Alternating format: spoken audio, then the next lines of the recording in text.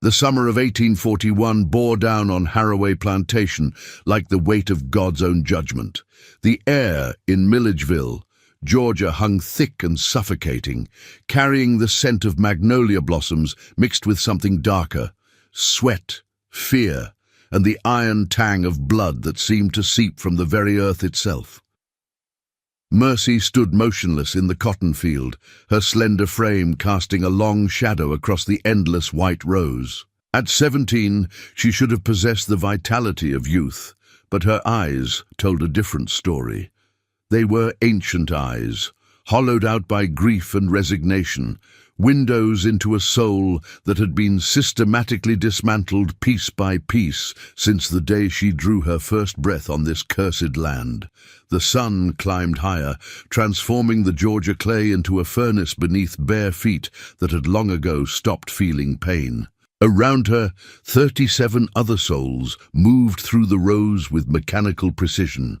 Their songs, those mournful spirituals that seemed to rise from somewhere deeper than the throat, providing the only soundtrack to their misery. Tell me in the comments which country you are from and what you thought of this story. And if this story made an impression on you, subscribe to the channel so you don't miss any future stories. Mercy never sang. She hadn't spoken a word in 3 years, not since the morning she watched her father Benjamin dragged away in chains to a buyer from Alabama. Before that, she had been quiet for 2 years, ever since her mother Sarah collapsed under Overseer Dutch's whip and never rose again.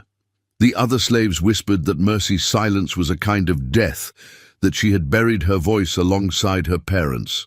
But they were wrong. Mercy's silence was not death, it was accumulation. Every lash she witnessed, every indignity suffered, every cry that went unanswered added another brick to a structure being built deep within her, a monument to rage so pure and focused it could only be contained by perfect stillness. Master Jonathan Harowway emerged from the plantation house just before noon, his considerable bulk testing the seams of his waistcoat. At 53, he carried himself with the casual arrogance of a man who had never once been denied anything he desired. His face, florid from whiskey and heat, surveyed his property, both land and human, with the same dispassionate calculation one might use to assess livestock. Beside him, his wife Eleanor maintained her position like a pale spectre, her narrow face pinched into its perpetual expression of bitter disappointment. At 48, she ruled the domestic sphere of Harowway with an iron fist encased in lace, finding in cruelty the only satisfaction her loveless marriage could provide. Their sons completed this portrait of southern aristocratic decay. Thomas, 22, possessed his father's appetites without the discipline of age to temper them. His younger brother William, 19, watched the world through calculating eyes, finding pleasure in the systematic application of suffering the way other men might enjoy chess. Dutch, the overseer, strode between the rows with his whip coiled at his belt like a sleeping serpent. He was a small man, made large by the authority vested in him, his weathered face bearing the permanent scowl of someone who had discovered that causing pain was the closest he would ever come to feeling powerful. "That one," Thomas Harowway said, his voice carrying across the field as he pointed directly at Mercy. "Bring her to the stables after supper." The words hung in the thick air like the tolling of a death bell. Around Mercy, the other slaves bent deeper into their work, as if invisibility might somehow protect them from being the next name called. Old Isaiah, who at 65 had survived 4 different masters, began to hum a different tune, one the elders recognized as a warning, a prayer, a lament. Mercy's hands never stopped moving through the cotton bowls, but something shifted behind her eyes, a flicker of recognition that this moment had been inevitable, that it had been approaching since she was old enough to understand what it meant to be a woman in chains. The afternoon stretched into evening, the sun finally releasing its grip on the land as shadows grew long across Harowway's 500 acres. The slaves filed back toward their quarters, a collection of wooden shacks that leaned against each other like exhausted refugees. Inside these walls, families that had been fractured and reformed tried to create some semblance of life between the margins of their labor.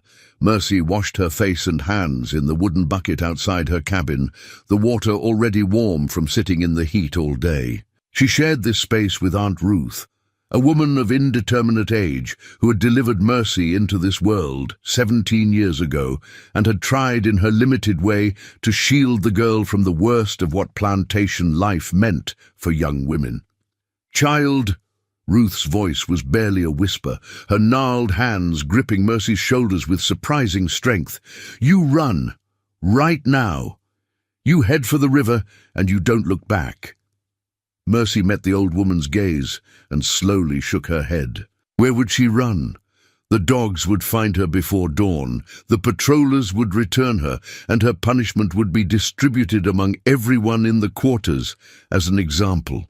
And even if by some miracle she made it north, what waited for her there? Another kind of cage, perhaps, but a cage nonetheless. No, running was not the answer. Not anymore. As twilight painted the sky in shades of bruised purple, Mercy walked toward the stables with steady steps, her bare feet making no sound on the packed earth. Behind her, Ruth wept silently, and old Isaiah's humming took on a different quality. No longer a lament, but something else, something that sounded almost like anticipation. The stable smelled of hay, horse sweat, and saddle leather. Thomas Harowway waited in the shadows, his shirt already unbuttoned, a bottle of his father's bourbon dangling from one hand. He smiled when he saw her, the kind of smile that contained no warmth, only appetite. "You know why you're here," he said. "Not a question, but a statement of fact. And you know better than to make this difficult." Mercy stood in the doorway, silhouetted against the dying light. For the first time in 3 years, she opened her mouth to speak, and her voice emerged like something rusty and forgotten, unused muscles remembering their purpose.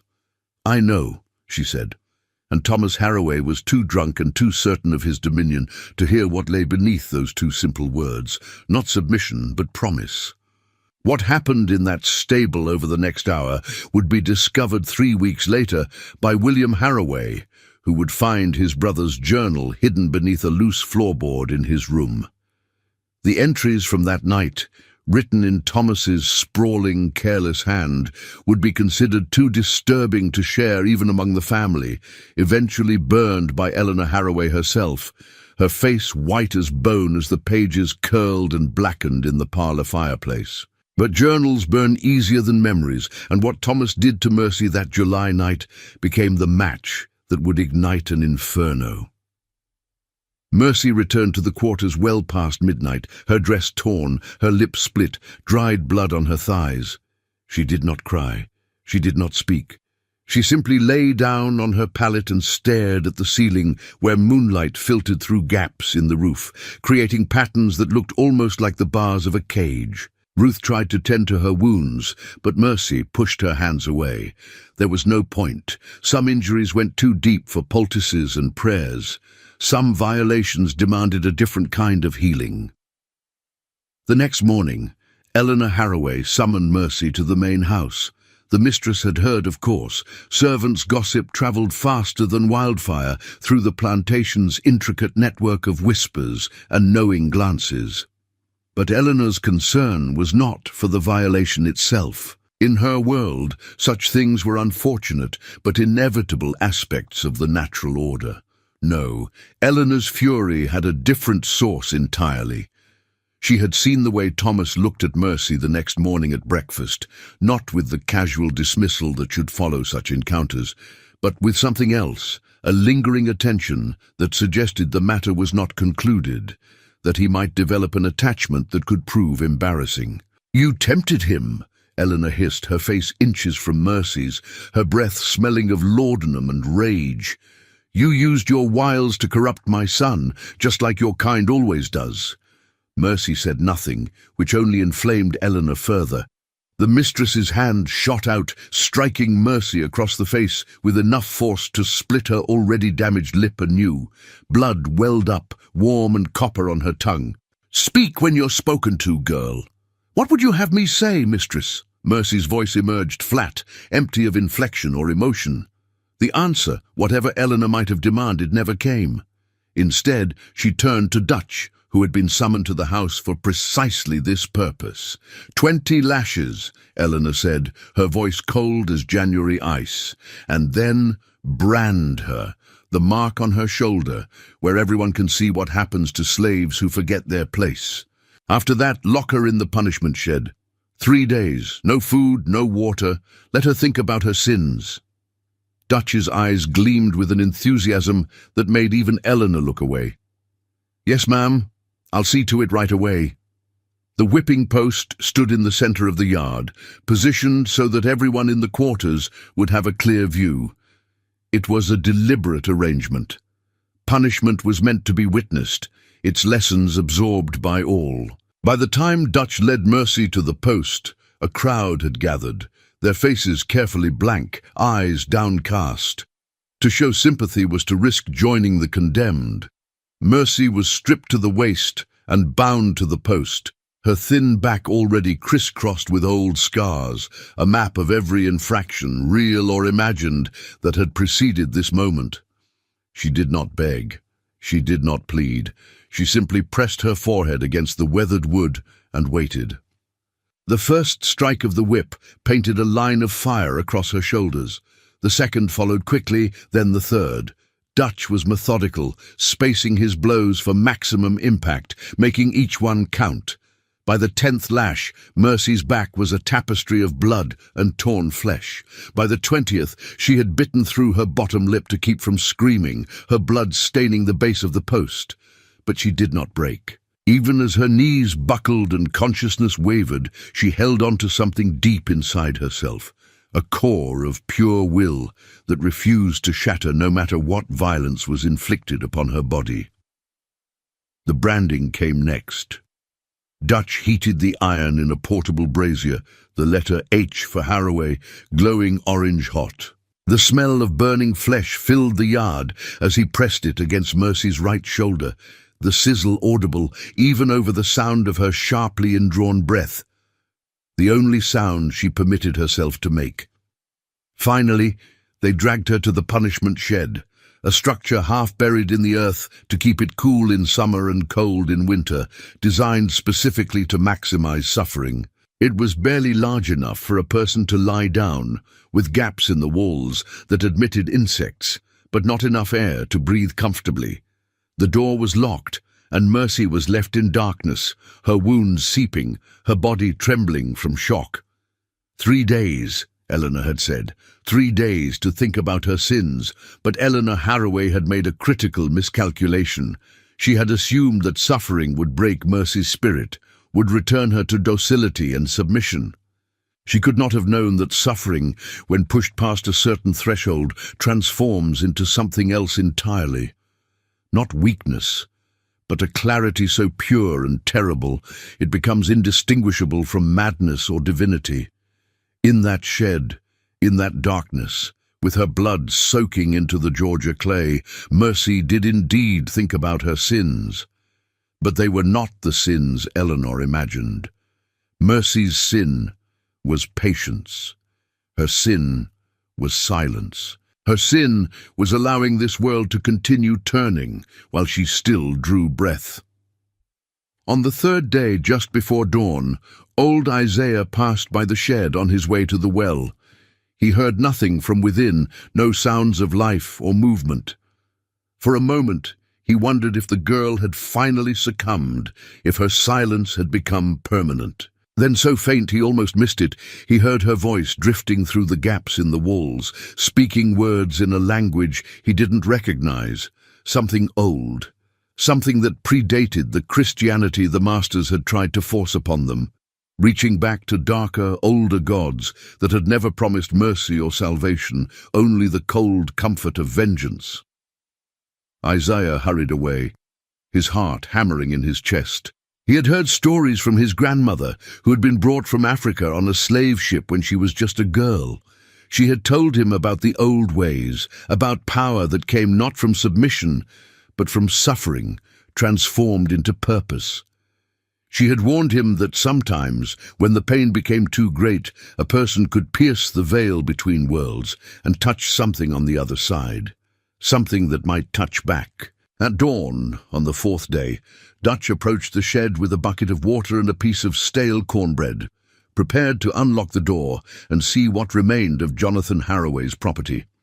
He had witnessed hundreds of punishments over his 15 years as overseer and had developed an intuitive sense for when someone would break. Mercy, he had calculated, would be properly broken by now. He lifted the heavy bar and pulled open the door. The interior was dark, the early morning light not yet strong enough to penetrate the shadows. Dutch peered inside, expecting to see a broken girl, perhaps dead, certainly no longer a problem. The shed was empty. The chains that should have bound her ankles lay on the floor, still locked, the iron apparently having passed through solid flesh without leaving a mark. The dirt floor bore the imprint of her body, a dark stain where her blood had soaked into the earth. But Mercy herself was gone. Dutch stood frozen in the doorway, his rational mind struggling to comprehend what his eyes were telling him. There was no way out. The door had been barred from the outside. The walls were solid.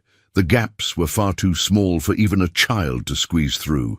"Impossible," he whispered, and somewhere in the distance a crow cawed 3 times, a sound that made every slave within earshot stop what they were doing and look toward the main house with expressions of carefully hidden anticipation. Mercy was gone. But her absence felt less like an escape and more like a promise. The game, though no one at the main house knew it yet, had fundamentally changed. The girl who never spoke, who had been systematically destroyed piece by piece, had vanished into the morning mist like smoke, like a ghost, like an idea that could no longer be contained. And somewhere, in the red clay hills of Georgia, in the shadows of the pines, in the spaces between what was known and what was feared, Mercy began her work. The soil of Harowway Plantation would soon learn that some debts could only be paid in blood and screams, that some wrongs demanded a reckoning that went beyond law or mercy or anything civilized people might recognize as justice. The masters had taught her about suffering. Now Mercy would teach them about consequence. The disappearance of Mercy sent ripples of unease through Harowway Plantation like a stone dropped into still water. Dutch stood in the doorway of the empty punishment shed for a full minute, his mind refusing to accept what his eyes confirmed. The locked chains, the sealed door, the impossible absence. He ran his calloused hand along the wooden frame, searching for some rational explanation, a loose board, a hidden tunnel, anything that would restore order to a world that had suddenly tilted on its axis.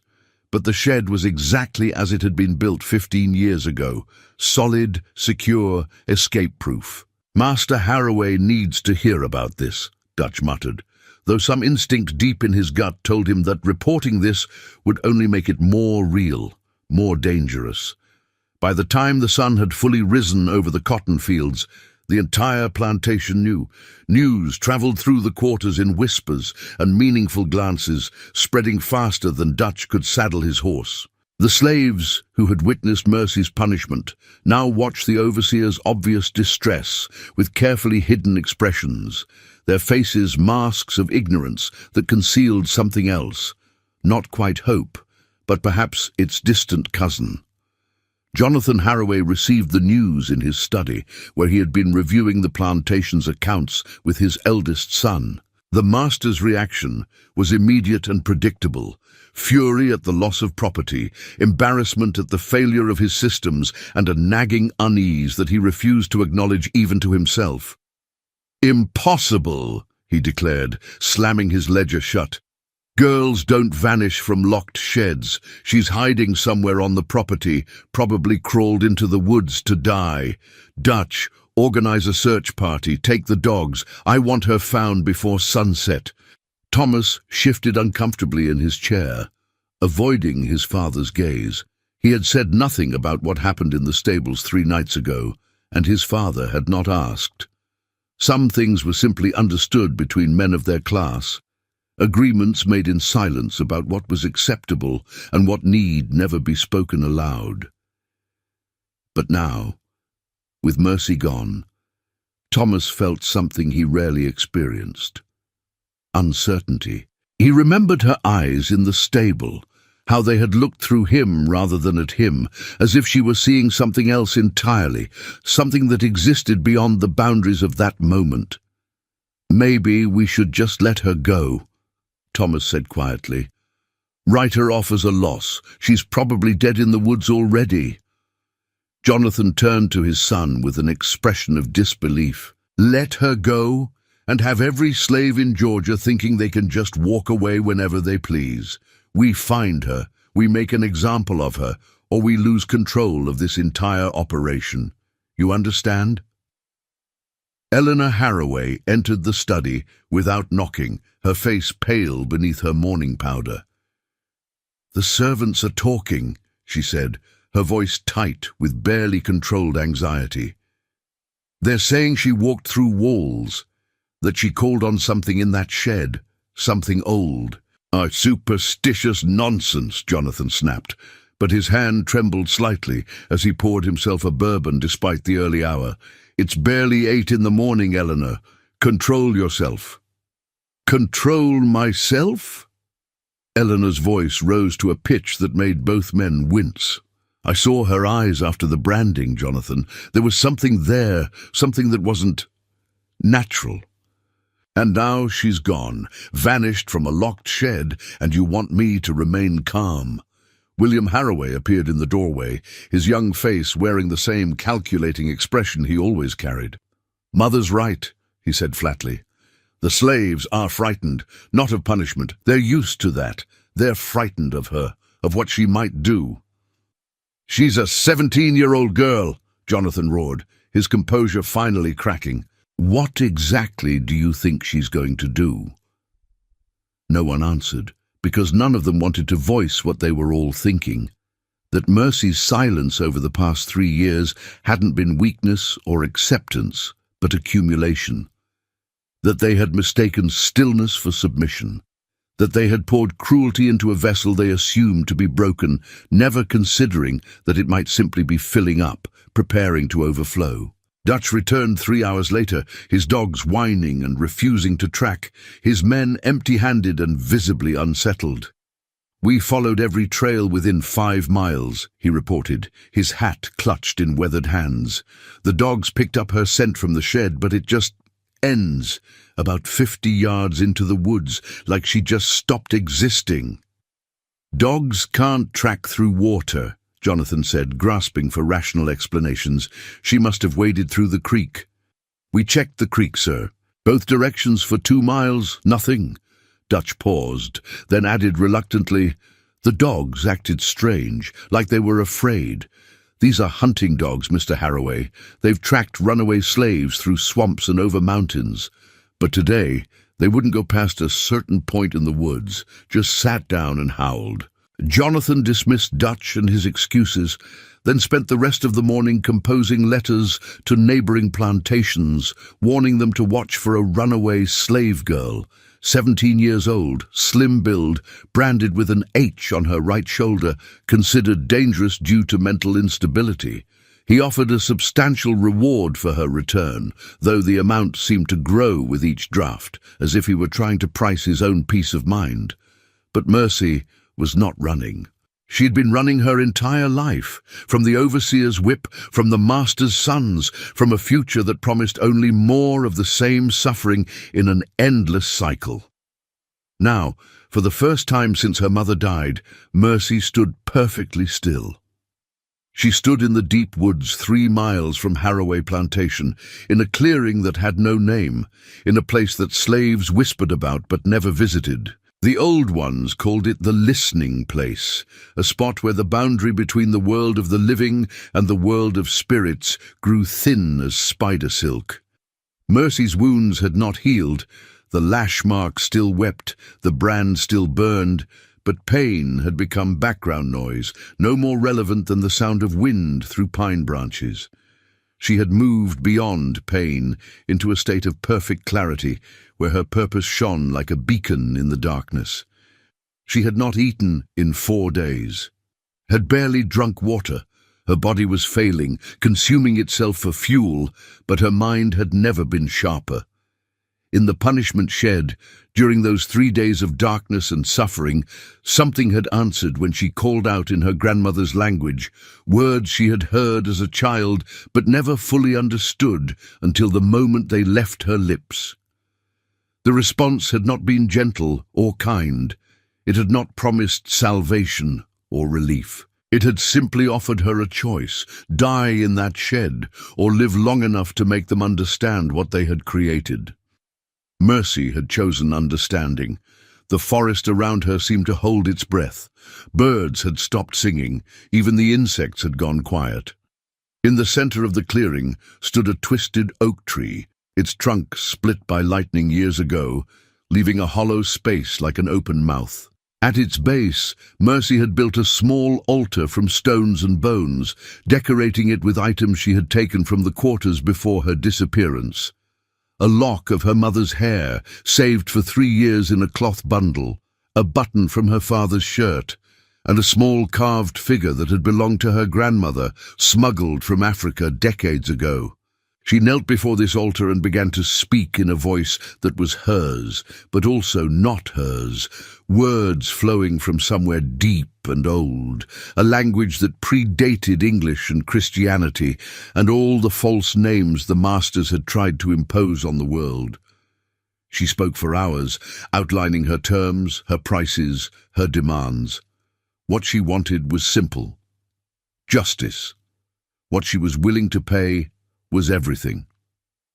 The shadows in the clearing grew longer, though the sun had not moved. The temperature dropped despite the July heat, and something in the hollow of that lightning-struck oak began to listen with an attention that felt almost physical, like invisible eyes fixed on Mercy's kneeling form. When she finally fell silent, the forest remained quiet for 3 heartbeats. Then a sound emerged from the oak's hollow, not quite wind, not quite breath, but something in between. It carried with it the smell of old earth and older blood, of things that had been buried and refused to stay down. Mercy smiled for the first time in 3 years. It was not a happy expression. 3 days, she whispered to the darkness in the tree. Give me 3 days, and the debt will be paid in full. The darkness seemed to nod, or perhaps it was just the branches moving in a wind that touched nothing else in the clearing. Either way, a bargain had been struck. Back at Harowway Plantation, the first day of Mercy's absence ended, with nervous energy crackling through both the main house and the quarters. Slaves who had witnessed her punishment found excuses to walk past the empty shed, staring at the locked chains, the door that showed no signs of forced entry, the impossible absence. Old Isaiah gathered a small group in his cabin after sunset, people he trusted, people who remembered the old ways. They sat in a circle on the dirt floor, while Isaiah burned sage and recited prayers in a mixture of English and languages that had survived the Middle Passage. She's not running, he told them, his ancient eyes reflecting the candlelight. She's preparing. Something answered her in that shed. I heard it, felt it. The air itself changed. What kind of something? Asked Ruth, her voice trembling. She had raised Mercy, loved her like a daughter, and now feared for her soul more than her body. Isaiah was quiet for a long moment. The kind that doesn't forget, the kind that's been waiting a long time for someone angry enough and hurt enough to open the door. He paused. My grandmother told me stories back when I was young. She said that sometimes When suffering becomes too great, a person can pierce the veil, can touch powers that the masters don't believe in because they've forgotten how to see anything except their own reflection. What happens then? Ruth whispered. Then? Isaiah looked at each of them in turn. Then the debt gets paid, but not just by the ones who owed it. Everyone pays, the guilty, the innocent, the in-between. That's the problem with vengeance. It spreads like fire, and fire doesn't care what it burns. In the main house, Eleanor Harowway could not sleep. She lay beside her husband, listening to his drunken snoring, staring at the ceiling while shadows moved in ways that shadows should not move. Every creak of the old house sounded like footsteps. Every whisper of wind through the windows sounded like breathing. She rose finally, wrapping herself in a dressing gown, and walked through the darkened halls with a candle clutched in trembling hands. She had consumed twice her usual dose of laudanum, but instead of bringing peace, it only made the shadows more animate, more purposeful. She found herself outside Thomas's room and opened the door without knocking. Her son lay sprawled across his bed, still dressed, an empty bottle on the floor beside him. In sleep, his face looked younger, almost innocent, and Eleanor felt a surge of maternal protectiveness that bordered on ferocity. "It was just a slave," she whispered to the darkness, as if trying to convince some invisible judge. "They're not like us. They don't feel things the same way. What he did was wrong, perhaps, but not unforgivable. Not worth this." But even as she spoke, she knew she was lying. She had seen Mercy's eyes after the branding, had recognized something human in that gaze. Pain, yes, but also awareness, consciousness, soul. All the things Eleanor had spent her entire adult life denying in order to live with herself. She retreated to her own room and consumed more laudanum, chasing oblivion. When she finally slept, she dreamed of a girl standing in flames, chains glowing red-hot around her ankles, eyes reflecting a light that came from no earthly fire. The second day brought new strangeness. The dogs that had refused to track the day before now refused to eat, cowering in their kennel and whining whenever anyone approached. 3 of Jonathan's best hunting hounds simply lay down and died overnight, with no visible injuries or signs of poison. In the fields, the slaves worked in unusual silence. The songs that normally provided rhythm to their labor had ceased. Even the overseers noticed it, commenting nervously that the quiet felt unnatural, oppressive, like the stillness before a storm. At noon, a field hand named Samuel collapsed in the cotton rows, convulsing and speaking in tongues. By the time Dutch reached him, Samuel's eyes had rolled back in his head, and he was speaking in a voice that was definitely not his own. Higher, younger, feminine. 3 days, the voice said through Samuel's lips. 2 remain. The debt will be paid. Then Samuel went limp, and when he woke minutes later, he remembered nothing except a dream of fire and chains, and a girl who smiled while the world burned. Dutch reported the incident to Jonathan, who dismissed it as heat stroke and overwork. But that afternoon, he reduced the slaves' hours and increased their water rations, a concession that shocked everyone who knew him. Fear, it seemed, could accomplish what compassion never could. Eleanor spent the second day in her room, curtains drawn, surrounded by candles despite the heat. She had sent for Reverend Patterson from Milledgeville, needing spiritual reassurance that would never come. The Reverend arrived at sunset, a thin man with kind eyes and a faith that had never been truly tested. "I need you to bless the house," Eleanor told him, gripping his hands with desperate strength. "Something's wrong here. Something evil. I can feel it." Reverend Patterson performed the blessing, walking through each room with his Bible and holy water, speaking prayers that echoed through the empty halls. But when he reached the study where Jonathan kept his records, detailed accounts of every slave bought, sold, whipped, or worked to death over 20 years, his voice faltered. "Mrs. Harowway," he said quietly, "sometimes evil doesn't come from outside. Sometimes we invite it in through our own actions. Sometimes blessing a house isn't enough if the foundation itself is built on suffering. Eleanor stared at him with wide, horrified eyes. "Are you saying we deserve what's happening?" "I'm saying," the Reverend replied carefully, "that every seed we plant grows according to its nature. If we plant cruelty, we shouldn't be surprised when cruelty springs up around us." He left before supper, and Eleanor never invited him back. Some truths were too dangerous to speak aloud, too corrosive to faith and social order. That night, Thomas woke to find his room filled with smoke, though no fire burned. The smoke carried the scent of burning flesh, just like the smell when they had branded Mercy. He stumbled from his bed, gasping, and threw open the windows, but the smoke only grew thicker. In the mirror above his wash basin, he saw something that made his blood freeze, a figure standing behind him, slim and feminine, wrapped in shadows. When he spun around, the room was empty. But on his pillow, where his head had lain, was a single word burned into the fabric as if by a branding iron: Mercy.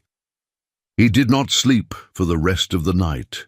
The third day dawned with an atmosphere of dread so thick it seemed to coat everything like morning dew. Even Jonathan, who had spent 40 years cultivating an impenetrable certainty in his own rightness, found himself jumping at shadows and double-checking locks. The slaves worked with their eyes downcast. But there was something different in their posture now.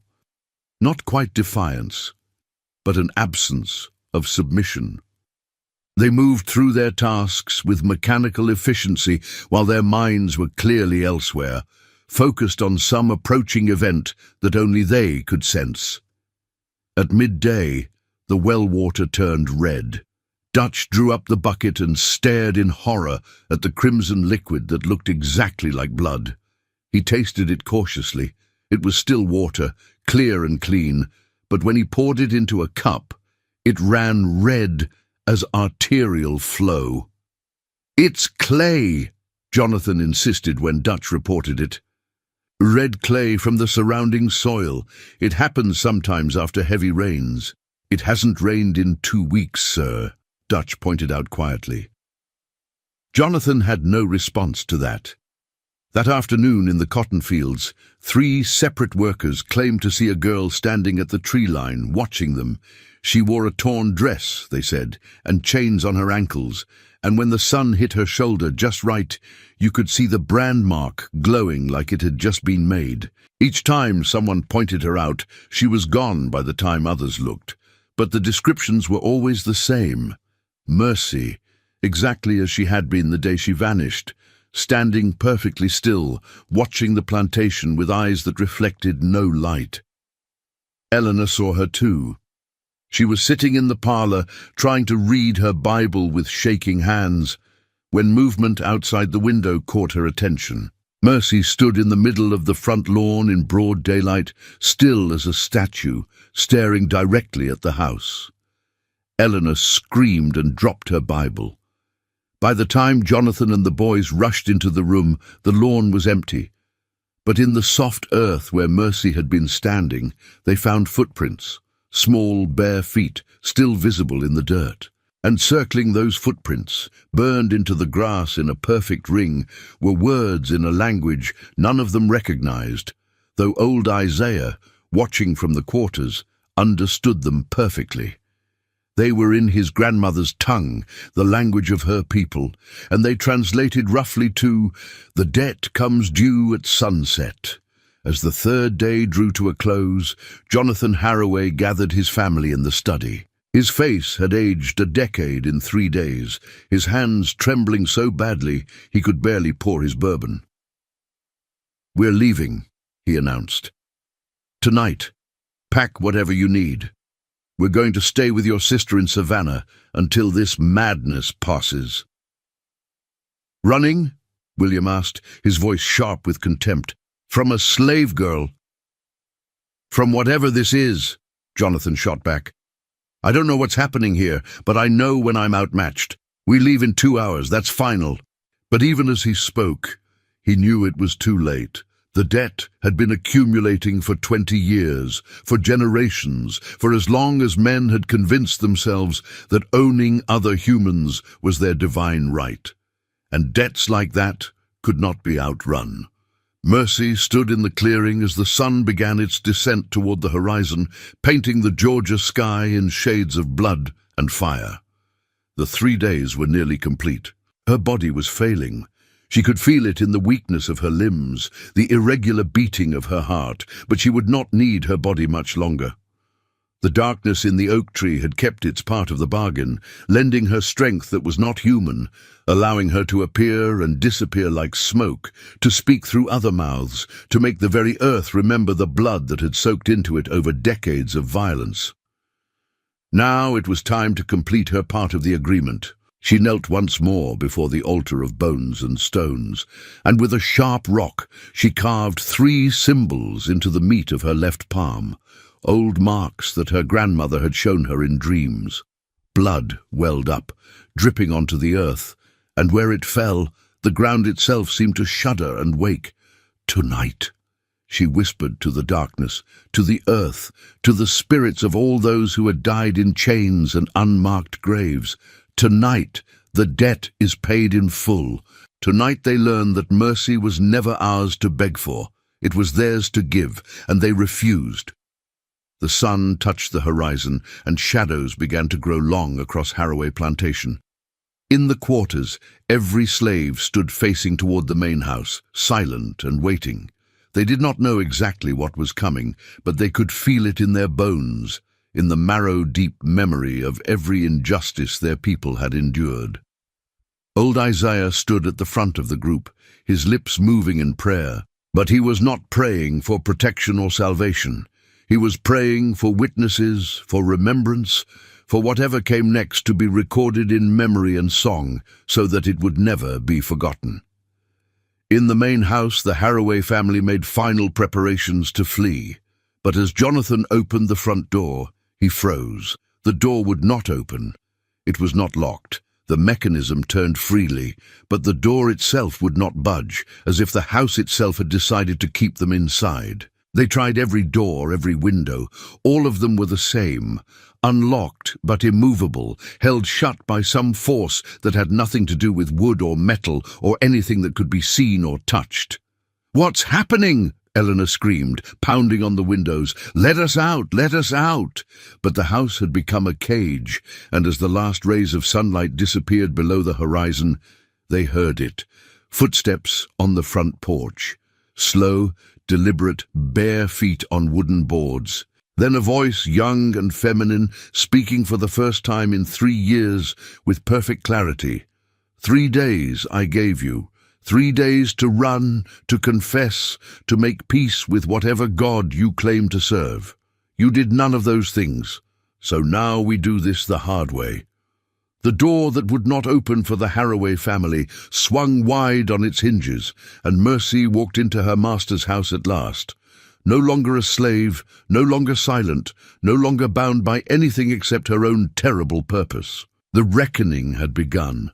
Mercy stood in the doorway of Harowway's grand foyer, backlit by moonlight that seemed too bright, too cold.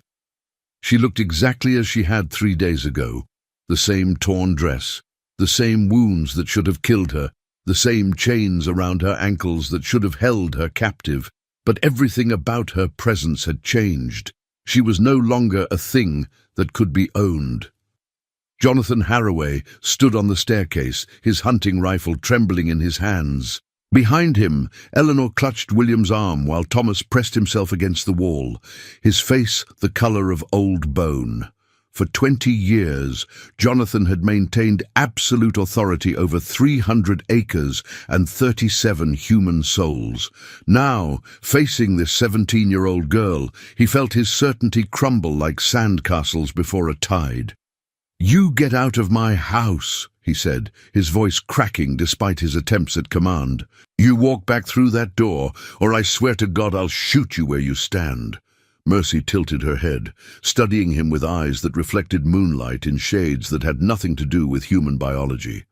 When she spoke, her voice carried an echo, as if multiple throats were shaping the words. "Your house?" She took one step forward, her chains scraping against the hardwood floor with a sound like grinding bones. This house was built by men who died in your service. The bricks were laid by hands that bled in your fields. Every board, every nail, every stone was paid for in suffering. So tell me, Master Harowway, what exactly makes this house yours? Jonathan pulled the trigger. The rifle's report was deafening in the enclosed space, the muzzle flash bright enough to leave spots in everyone's vision. But when the smoke cleared, Mercy stood exactly where she had been, untouched. The bullet had struck the doorframe 3 feet to her left, wood splintering, the round embedded deep in the oak. "Your aim was true," Mercy said softly. "I saw you sight down the barrel, saw you aim for my heart." She placed her hand over her chest. "But the house moved the bullet. The wood itself bent to protect me. Because this house remembers who built it, who maintained it, who cleaned every corner while you and yours lived in the comfort our labor provided." Jonathan lowered the rifle, his hands shaking so badly he nearly dropped it. "What are you?" "I'm exactly what you made me," Mercy replied. "Every lash, every cruelty, every indignity, you shaped me into this. I'm your creation, Master. You should be proud."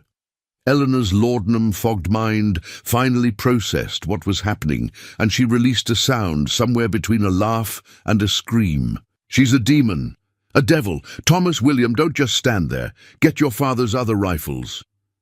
But neither son moved. They stood frozen, their eyes fixed on Mercy as she climbed the stairs toward them, one slow step at a time, her chains creating a rhythm like a funeral drum. "A demon?" Mercy paused, considering. "Perhaps. But demons are honest about what they are. They don't dress their cruelty in scripture and propriety. They don't convince themselves that owning other souls is God's will." She continued climbing. "So if I'm a demon, what does that make all of you?" Thomas found his voice first, high and desperate. "I didn't mean what happened in the stable. I was drunk. You were sober enough to plan it," Mercy interrupted, her voice dropping to just above a whisper. "Sober enough to send Dutch to fetch me specifically. Sober enough to bolt the door from inside." She stopped on the step directly below him, forcing him to look down into her eyes. "Sober enough to ignore every word I didn't say, every tear I didn't cry, every way my body tried to tell you no." Thomas pressed harder against the wall, as if he could somehow push himself through it to safety. "I'm sorry," he whimpered. "God help me, I'm sorry." "God isn't here," Mercy said flatly. "I called for him in that stable, called for him in the punishment shed." He didn't answer. But something else did. Something older, something that doesn't forgive, doesn't forget, and doesn't care about your apologies. She turned her attention to Eleanor, who had begun reciting prayers in a desperate, continuous stream. "And you, mistress, you knew what your sons were. You knew what your husband permitted. You knew, and you called it natural order, called it civilization, called it God's design." Mercy's expression held no anger, something far colder. "The brand on my shoulder is your doing. You ordered it, watched it happen, smiled while my flesh burned because you thought it would teach me my place." "I was protecting my family," Eleanor shrieked. "You were threatening to corrupt my son." "I was bleeding on the floor of a stable." Mercy's voice remained eerily calm. "But you're right about one thing. I was a threat. Because if someone like me could be human, could have dignity, could deserve mercy, then everything about your world falls apart. So you had to make me into something less, something you could hurt without guilt." Jonathan had been slowly backing up the stairs during this exchange, trying to position himself for another shot. But his foot caught on the carpet runner, and he tumbled backward, the rifle clattering from his hands. He sprawled on the landing, looking up at Mercy, who now stood over him like a judge pronouncing sentence. "Please," he whispered, all pretense of authority finally stripped away. "Whatever you want, money, your freedom papers, passage north, just name it." What I want," Mercy said, "you gave away a long time ago. You took my mother, sold my father, stole my childhood, my innocence, my voice. So no, Master Harowway, there's nothing you can offer me, nothing you have that I want, except one thing." "What?" Jonathan's voice was barely audible. "Understanding." Mercy knelt beside him, bringing her face close to his. "I want you to understand exactly what you did, not just to me, but to every soul that suffered under your authority. I want you to feel it, carry it, know it the way we've known it. And the only way to teach that lesson is through experience." She stood, backing away from the family that was now huddled together on the landing, their former hierarchy forgotten in shared terror. "The orchard," she said, "that's where we're going. All of you. Now." "We're not going anywhere with you," William said, trying to sound brave and failing. "You can't make us." Mercy smiled, and it was the saddest expression any of them had ever seen. "I don't have to make you. The house will." The floorboards beneath their feet suddenly lurched, tilting at a sharp angle. The family slid down the stairs, grabbing at banisters that seemed to twist away from their hands. They tumbled into the foyer in a heap of tangled limbs and torn fabric. And when they looked up, every door in the house had opened except one, the front door, which now stood wide, revealing the orchard beyond, illuminated by moonlight that turned the apple trees into twisted silver skeletons. "Walk," Mercy commanded, "or be dragged. The house doesn't care which." They walked. The orchard occupied 5 acres on the western edge of the plantation, planted by Jonathan's father 30 years ago. The trees had prospered in Georgia's red clay, producing apples that won prizes at the county fair. But the slaves knew something the Harowways didn't. The orchard grew so well because it was planted over the old burial ground, where slaves who died without names or ceremonies had been laid to rest in unmarked graves. The trees fed on their bones, their suffering, their unquiet spirits. And on nights when the moon was full, you could hear sounds coming from the orchard that had nothing to do with wind or wildlife. Mercy led her former masters between the rows of trees, her bare feet making no sound on the fallen apples that carpeted the ground. Behind her, the Harowways stumbled and gasped, their fine clothes snagging on branches that seemed to reach for them deliberately. In the center of the orchard stood the oldest tree, a massive specimen that Jonathan's father had planted first, marking it as the patriarch of the grove. Its trunk was easily 8 feet around, its branches spreading like arms desperate to embrace. At its base, the earth had been disturbed recently. Someone had been digging. 4 holes gaped in the ground, each one roughly the size of a coffin, but vertical rather than horizontal. They were narrow shafts that dropped straight down into darkness, deep enough that the bottom couldn't be seen even in the bright moonlight. "What is this?" Jonathan demanded, though his voice carried no authority anymore, only fear. "Justice," Mercy replied simply. She turned to face them, and for the first time they could see the full extent of her injuries in the clear light.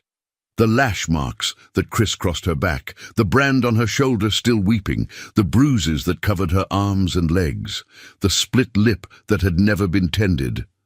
"You put me in the ground to die. Now you'll understand what that feels like." Eleanor began to scream, high and piercing, but the sound died almost immediately, cut off, as if someone had placed a hand over her mouth. She clawed at her throat, trying to force sound past vocal cords that no longer responded to her commands. "I took your voice," Mercy said conversationally, "like mine was taken. For 3 years, I said nothing because there was no point. No one would listen, no one would care. Now, you'll know that silence." "You can't do this," William said, backing away. "This is murder. You'll hang for this." "Who will report it?" Mercy gestured to the empty fields around them. "Your slaves? The people you've brutalized for generations? You think they'll mourn you, or will they sing while the dirt covers your screams?" Thomas tried to run. He made it 3 steps before roots erupted from the ground, wrapping around his ankles, dragging him down. He struggled against them, tearing his hands bloody on the bark-like surface, but they held firm, pulling him inexorably toward one of the vertical shafts. "No!" he screamed. "Please, Mercy! Please! I'll do anything! I'll free all the slaves! I'll sell the plantation! Just let me go!" Mercy knelt beside him, her expression almost gentle. "If you would do all that now, in the face of death, why wouldn't you do it before? Why did it take my suffering, my near destruction, for you to even consider that we might be human?" She touched his face, and her hand was cold as January frost. "The answer is simple. You didn't care, and you never would have cared, not really. You would have lived your whole life in comfort, built on our pain, and you would have died believing you were a good man." The roots dragged Thomas to the edge of the shaft, and despite his desperate struggles, pushed him over. He fell screaming into the darkness, and the sound cut off abruptly when he hit bottom.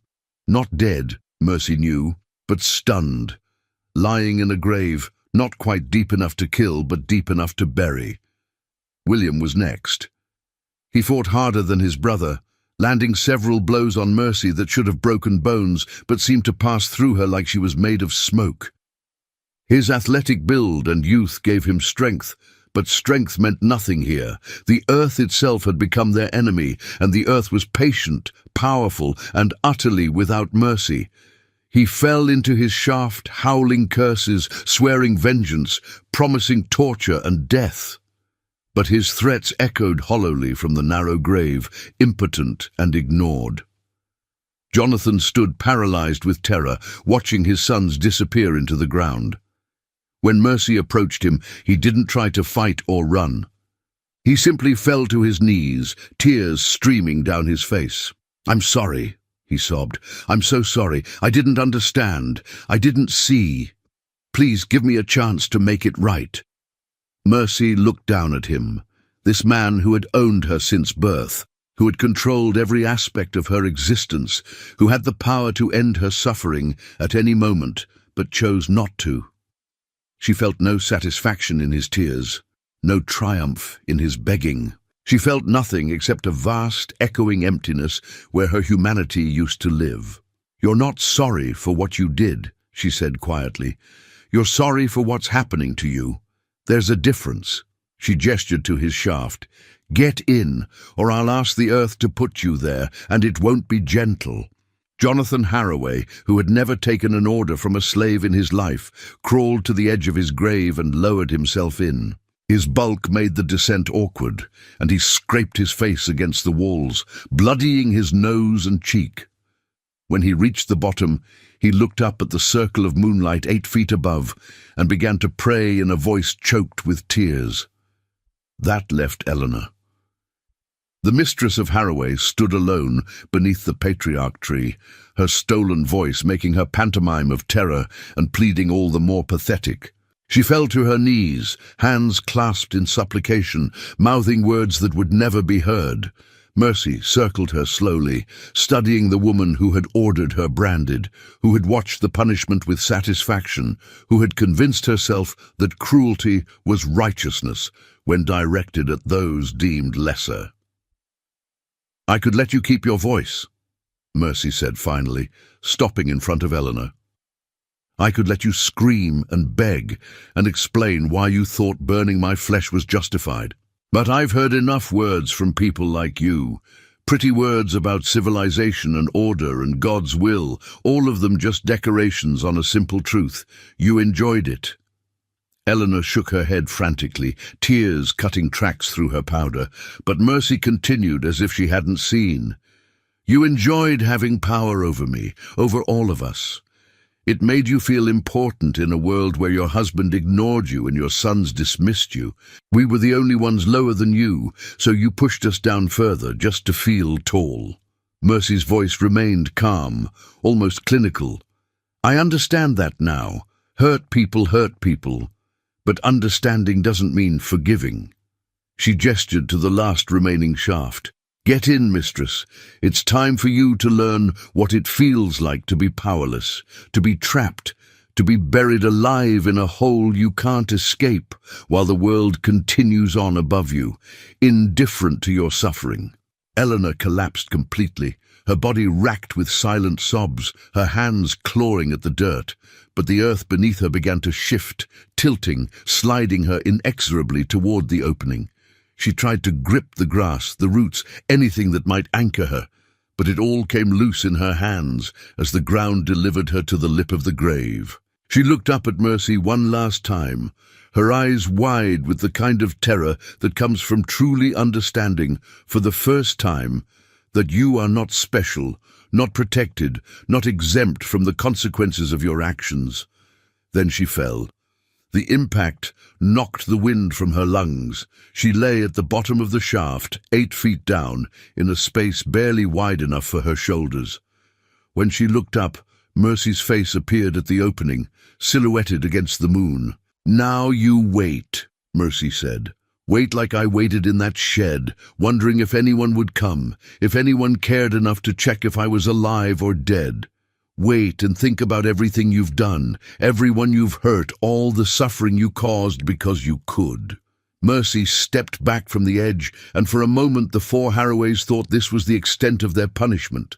To be trapped in these holes, uncomfortable and terrified but alive. They would be discovered eventually. Dutch would organize a search. They would be freed. But then they heard it, the sound of shovels striking earth. From the shadows between the trees, figures emerged. 37 slaves, every soul from Harowway's quarters, walking in silence with tools in their hands. They had been waiting, watching, and now they came to complete the work that Mercy had begun. Old Isaiah led them, his weathered face set in an expression that held no joy, no satisfaction, only a grim determination to see justice done. Behind him came Ruth, came Samuel, came everyone who had witnessed Mercy's suffering, everyone who had lived their own version of it. They formed a circle around the 4 vertical graves, their presence casting shadows that stretched and merged in the moonlight. No one spoke. No one needed to. "Please!" Jonathan's voice echoed from his hole. "Ruth, Isaiah, you've known me for years. Don't do this. I'll free you all, I swear it. Just help us out of here." Isaiah looked down at him with eyes that had seen 4 masters come and go. "You've made that promise before, Master Harowway. Made it to my father when he saved your life during the fever. Made it to Ruth when she birthed your son safely. Made it to Samuel's wife before she died in childbirth because you wouldn't pay for a doctor." He spat into the hole. "Your promises don't mean nothing but more lies. You're murdering us," William shouted from his shaft. "You'll all hang for this." "Murder?" Mercy's voice cut through the night. "Is it murder when you work someone to death in your fields? Is it murder when you split up families, selling children away from their mothers? Is it murder when you beat a woman unconscious for moving too slow?" She shook her head. "No. You made those things legal. You wrote laws that said we weren't human, couldn't be murdered, couldn't testify against you. So this isn't murder, Master William. This is just a change in property ownership." She nodded to Isaiah, who raised his shovel. "The earth takes back what was stolen from it. The ground that drank our blood and sweat now gets to drink yours. And maybe, finally, something clean will grow here." The first shovelful of dirt hit Jonathan's upturned face. He sputtered, shaking his head, trying to wipe the clay from his eyes. "No! No, you can't!" But another shovelful followed, then another. All around the circle, slaves began to work with the practiced efficiency of people who had spent their lives moving earth. They didn't hurry, they didn't celebrate. They simply filled the holes, one shovelful at a time, with the methodical patience of farmers planting seeds. Thomas was the first to panic. He screamed and thrashed, trying to climb the walls of his shaft, but the clay was too slick, too vertical. Every time he gained a few inches, he slid back down. The dirt began to accumulate around his feet, then his ankles, then his knees. He screamed until his voice went hoarse, until dirt filled his mouth and choked off the sound. William took a different approach. He cursed them, every one of them, promising elaborate tortures and divine retribution. But his theological arguments about property and natural order sounded increasingly hollow as the earth rose around him, as his privileged certainty was literally buried under the weight of consequence. Eleanor, voiceless, could only watch in silent horror as the moonlight above her slowly disappeared behind a growing mound of dirt. She tried to dig with her hands, throwing the earth back up, but for every handful she removed, 10 more fell from above. The futility of it broke something in her mind, and she simply collapsed against the wall, eyes open but unseeing, waiting for darkness to become permanent. Jonathan lasted the longest, his survival instinct overriding everything else. He stood on his toes as the dirt rose, keeping his face above it as long as possible, breathing through his nose, tilting his head back. He had stopped pleading, stopped promising. He simply fought for one more breath, then another, the way his slaves had fought every day of their lives, not because there was hope, but because the alternative was unthinkable. Mercy watched it all with an expression that might have been sadness or satisfaction or simply exhaustion. She stood perfectly still as the graves filled, as the sounds from below became muffled, then ceased entirely. When the last shovelful was patted down, when the earth was smooth and level, except for 4 slight mounds marking where the Harowways had been, she finally allowed herself to feel the weight of what she had done. The slaves stood in silence, shovels still in hand, looking at the freshly turned earth. No one celebrated, no one smiled. What had happened here was not victory. It was simply the end of a chapter written in blood and pain. "It's done," old Isaiah said quietly. He looked at Mercy with an expression that mixed fear, respect, and something like pity. "What happens now?" Mercy turned to face them all, these people who had been her community, her family in bondage. "Now you run," she said simply. "All of you. Take what you can carry and go north. The plantation will burn tonight, and when they come investigating, there can't be anyone here for them to blame." "What about you?" Ruth asked, her voice thick with emotion. "You coming with us?" Mercy shook her head slowly. "I'm not going north. I'm not going anywhere. I made a bargain to have this night to see justice done, but bargains with the kind of power I called on don't come free." She smiled faintly. "I'll be staying here, with them, in the ground. It's fitting." "Child, no." Ruth started forward, but Mercy raised a hand. "I died 3 days ago in that shed," Mercy said. "What's been walking around since then isn't really me anymore.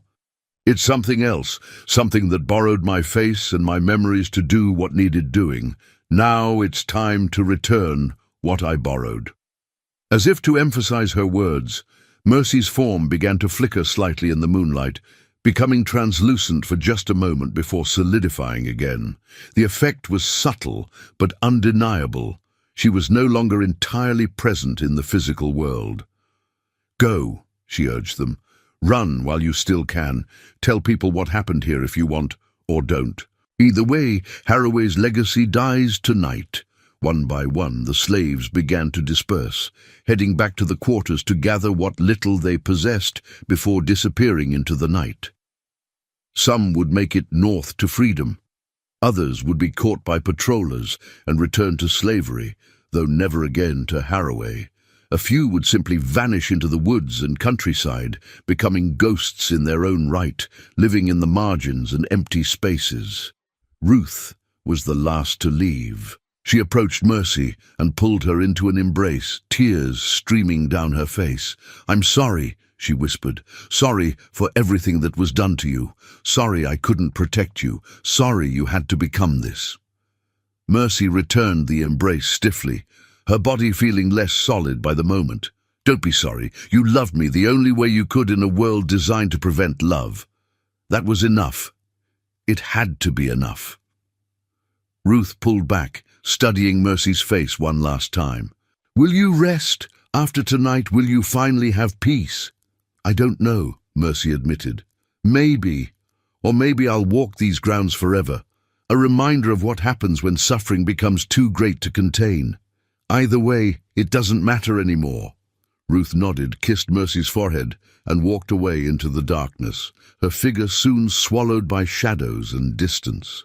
Mercy stood alone in the orchard, surrounded by 4 fresh graves and old apple trees that had fed on suffering for 3 decades. She could feel the pull now, the bargain demanding payment, the darkness in the lightning-struck oak calling her home. But she had one more task to complete. She walked back to the main house, her footsteps leaving no prints in the soft earth. The mansion stood empty now, all its occupants gone, some to death, others to flight. It was just a building, she realized. Wood and brick and glass. All the power it had held over her, all the fear it had inspired, had come not from the structure itself, but from the people who inhabited it. Now, those people were gone, and the house was just a house. Mercy walked through the rooms, her chains scraping against floorboards that no longer bent to accommodate her. She moved through the parlor where Eleanor had served tea to other plantation wives, discussing the servant problem over delicate china, through the study where Jonathan had calculated the value of human lives in dollar amounts, through Thomas's room where he had written those disturbing journal entries, through every space that had been forbidden to her, every room where she had cleaned and served without being truly seen. In the kitchen, she found what she needed. The oil they used for the lamps, gallons of it stored in ceramic jugs. She began to pour it throughout the house, creating trails from room to room, soaking curtains and furniture, making sure the entire structure would burn quickly and completely. When the jugs were empty, she stood in the foyer one last time, looking around at the monument to Southern gentility that had been built on a foundation of stolen labor and broken lives. "Ashes," she said to the empty house. "That's all you deserve. Ashes and memory, and a warning to anyone else who thinks they can build heaven on someone else's hell." She struck a match, taken from Jonathan's study where he lit his evening cigars, and dropped it onto an oil-soaked rug. The flame caught instantly, spreading with eager hunger across the floor, up the walls, racing through the house like it had been waiting for this moment. Mercy walked out the front door and down the steps, not looking back as the fire grew behind her, as smoke began to pour from windows, as the entire structure became an enormous torch visible for miles. She walked to the orchard, to the lightning-struck oak that had been her altar and her gateway. The 4 graves lay peaceful in the moonlight, the earth already settling, already beginning the process of forgetting. Mercy knelt at the base of the oak, in front of the altar of bones and stones that was still there untouched. She could feel herself coming apart now, the borrowed time running out, the power that had sustained her for 3 days demanding its due. "I kept my part," she said to the darkness in the tree. "The debt is paid." They understood at the end. They felt what we felt. They died knowing they were wrong. The darkness seemed to pulse, acknowledging her words. Then a voice emerged from the hollow, ancient and vast, speaking in that language older than English, older than Christianity, older than the borders that divided humans from each other. The voice said, "The debt is paid. But the cost was your humanity, child. You touched power not meant for mortal hands, and it changed you. You can never go back to what you were." "I know," Mercy whispered. "I knew when I called you, but it was worth it. They needed to understand. Someone needed to make them understand." "Then rest," the voice said, and suddenly Mercy felt exhausted, more tired than she had ever been in her short, brutal life. "Rest here, in the earth you blessed with justice. Rest, and let the weight of vengeance finally be lifted." Mercy lay down at the base of the oak, her body finally succumbing to the injuries that should have killed her days ago. She looked up through the branches at the stars beyond, so distant and cold and indifferent to human suffering. Behind her, the plantation house burned, flames climbing into the night sky, turning darkness into flickering orange light. She thought about her mother, about her father, about all the people who had suffered and died on this land.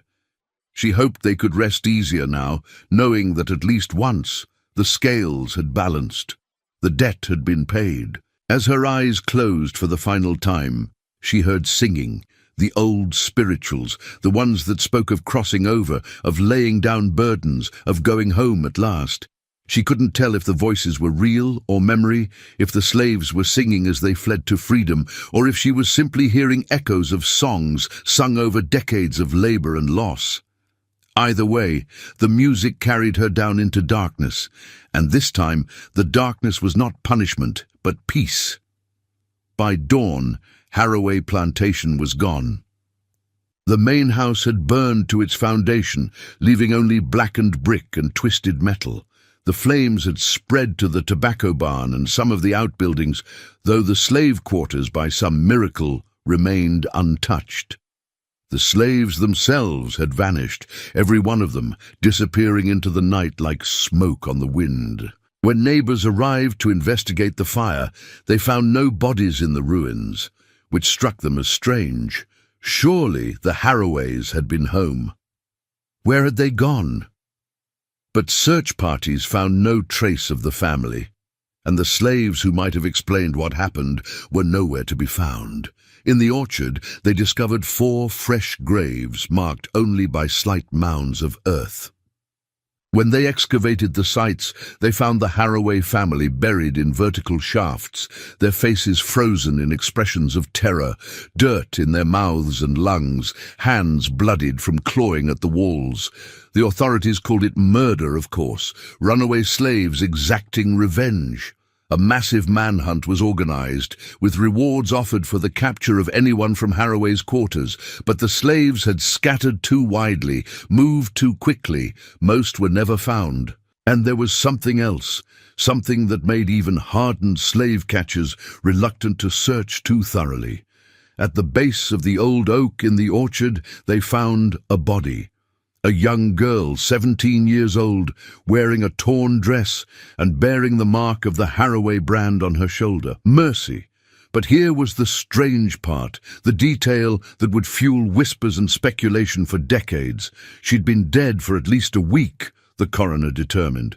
Her wounds, the lash marks, the brand, various other injuries, had become infected, causing sepsis that must have killed her days ago.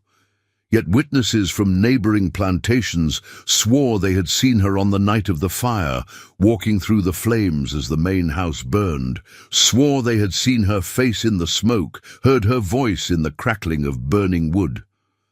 The official report called these witnesses mistaken, victims of superstition and poor lighting. The official report said that slaves had murdered the Harowway family and fled, leaving behind one of their own, who had died from infected injuries sustained during punishment. But the unofficial stories, the ones told in whispers over midnight fires, in coded songs and hushed warnings, told a different tale. They said that Mercy had died in that punishment shed, had called on something old and dark for the strength to exact one final vengeance. They said her spirit still walked the ruins of Harowway Plantation, that on certain nights you could see a girl in chains standing among the apple trees, watching, waiting, reminding everyone who passed that debts of blood must eventually be paid. The land itself seemed to agree. After the fire, after the bodies were removed and buried in a proper cemetery, though many argued the Harowways deserved no such dignity, the property was put up for sale. But no buyers came forward. The few who expressed interest reported strange occurrences during their visits, sounds of chains dragging across floors, the smell of burning flesh, shadows that moved wrong, and an overwhelming sense of being watched by eyes full of justified rage. Eventually, the land was abandoned, left to grow wild.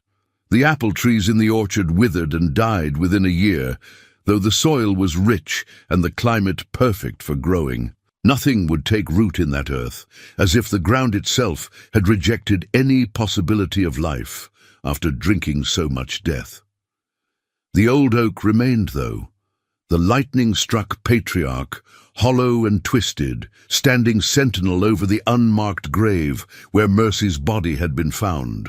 Local children dared each other to approach it, but few made it all the way. There was something about that tree, something that made the air feel heavy and watched, something that whispered warnings in a voice too old to fully comprehend. Years passed. The Civil War came and went, slavery ended, and the world changed in ways both profound and superficial.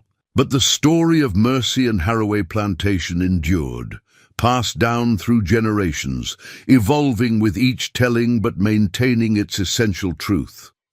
That there are limits to what humans can endure, and when those limits are exceeded, the universe itself sometimes intervenes to restore balance. And on summer nights, when the moon is full and the air is thick with heat and humidity, people living near the ruins of Harowway swear they can still hear it.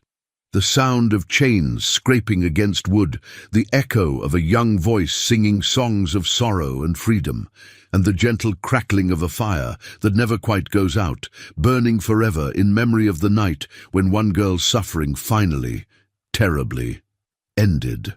3 months after the Harowway fire, strange occurrences began spreading across Georgia's plantation country like a fever. In Milledgeville, 30 miles east of the ruins, a slave trader named Ezekiel Walsh woke screaming in the middle of the night, claiming that a girl in chains had stood at the foot of his bed, watching him with eyes that reflected no light. His wife dismissed it as a nightmare brought on by bad oysters, but Walsh knew better. He recognized the description from the wanted posters still circulating: Mercy, the Harowway girl, the one who had supposedly been dead for days before the murders. He sold his slaves the next morning at a significant loss and invested in textile manufacturing instead, never again involving himself in human trafficking.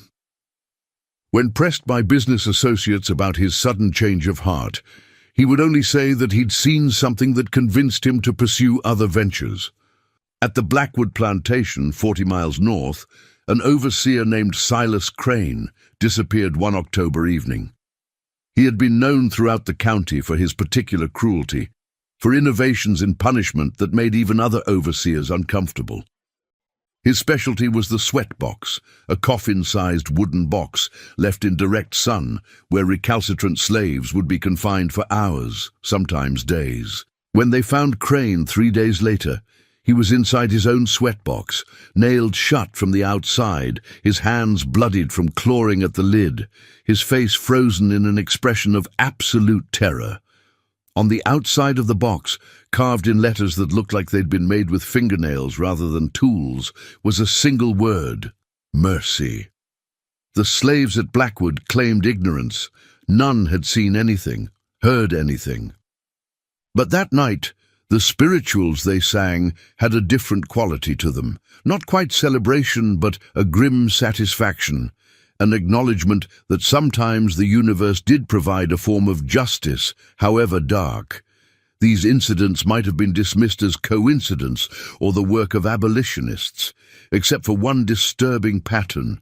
Witnesses, when they could be found, always described seeing a young girl, 17 years old, wearing a torn dress and bearing a brand mark on her shoulder. She never spoke to anyone except her victims. She simply appeared, a harbinger of consequence, and then terrible things would happen to those who had built their fortunes on suffering.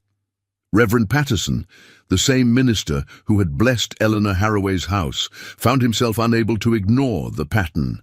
He began a private investigation, interviewing witnesses, collecting testimonies, trying to understand what was happening across the region. His findings troubled him deeply. Every victim, and by December there had been 7 confirmed cases, shared common characteristics. They had been particularly cruel to their slaves, had committed acts that went beyond the normal brutalities of the institution. had taken some kind of pleasure in the suffering they caused, and in each case their punishment was tailored to their crime. Walsh, who had separated countless families, had woken to find photographs of his own wife and children missing from their frames, replaced by images of slaves he had sold, their faces accusing. The photographs reappeared the next morning, but the message was clear. Crane, who had used the sweatbox, had died in one. A plantation mistress named Catherine Drummond, known for using a branding iron on slaves who stole scraps from her kitchen, had been found in her parlor with both hands thrust into her fireplace, held there by some invisible force until they burned to the bone. She survived barely, but never used her hands again and never stopped screaming at night. "It's judgment," Reverend Patterson wrote in his private journal, which would be discovered decades later in the basement of Milledgeville's First Baptist Church.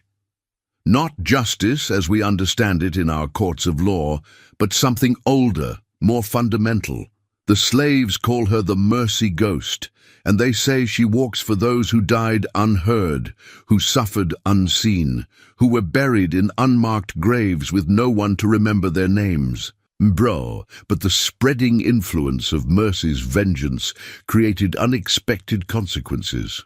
As word traveled through the slave communities, passed along in songs, in stories, in the coded language that masters never quite learned to decipher, something shifted in the collective consciousness of the enslaved. Fear, it turned out, could flow both ways. At the Crawford Plantation in Augusta, an overseer named Thomas Green raised his whip to strike a field hand who had slowed in his work. Before the lash could fall, every slave in the field stopped working simultaneously and turned to face him. They didn't threaten. They didn't move closer. They simply stared with expressions that said, "Clearly, we know what happened at Harowway. We know she's out there, and we know what happens to men like you." Green lowered his whip. For the first time in 15 years as an overseer, he walked away from an act of disobedience without punishing it. The balance of terror had shifted, just slightly, but enough to matter. Not every plantation owner or overseer was affected by conscience or fear. Some doubled down, increasing punishments, tightening control, as if brutality could somehow insulate them from consequence.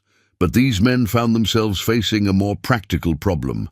Their slaves were running away in unprecedented numbers. The Underground Railroad, that network of safe houses and secret routes to freedom, had always existed. But in late 1841 and early 1842, it experienced a surge of traffic, unlike anything conductors had seen before. Slaves who had been too frightened to run, who had accepted their fate as inevitable, suddenly found courage in the story of a girl who had refused to accept her own destruction. "She gave them hope," wrote Frederick Bailey, not yet calling himself Douglas, in a letter to a fellow abolitionist.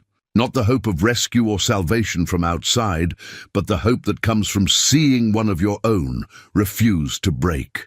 They say she died, yes, but died on her feet, with her tormentors buried and her oppressors scattered. That's a powerful story, dangerous but powerful." In the white communities of Georgia, a different conversation was taking place. Some dismissed the incidents as superstitious nonsense, the work of abolitionists or vengeful slaves using the mercy story as cover for their crimes. But others, particularly those who dealt directly with slaves, couldn't shake the feeling that something fundamental had changed. "They look at us differently now," wrote Margaret Thornton, mistress of the Thornton Plantation, in a letter to her sister in Charleston, "not with the same resignation. There's something in their eyes I've never seen before. Not quite defiance, but an awareness that our authority over them is not absolute, not guaranteed. It's unnerving." She was right to be unnerved. The social order that had maintained itself through overwhelming force and psychological domination was experiencing its first hairline cracks. The story of Mercy, whether she was ghost, legend, or something in between, had introduced an idea that was genuinely dangerous to the entire system, that there were limits to what could be done to human beings, and exceeding those limits carried consequences. Back at the ruins of Harowway Plantation, strange phenomena continued. The land had been officially abandoned, too tainted by tragedy and rumor to sell, but people still visited, drawn by morbid curiosity or deeper need. Escaped slaves, making their way north, would sometimes detour to see the place where Mercy had exacted her revenge. They would stand among the dead apple trees and the blackened foundation, and they would pray or sing or simply bear witness. Some left offerings at the base of the lightning-struck oak, flowers, small carved figures, locks of hair. The oak became a shrine of sorts, an unofficial monument to all those who had died in bondage, with Mercy as their avatar. One night in February 1842, a young slave woman named Hannah arrived at the ruins. She had run from a plantation in South Carolina after her master had sold her children. She had been traveling for 3 weeks, moving only at night, surviving on roots and whatever she could steal from gardens. She was exhausted, starving, and close to giving up. She knelt at the oak, tears streaming down her face, and spoke to the darkness. "They say you hear," she whispered.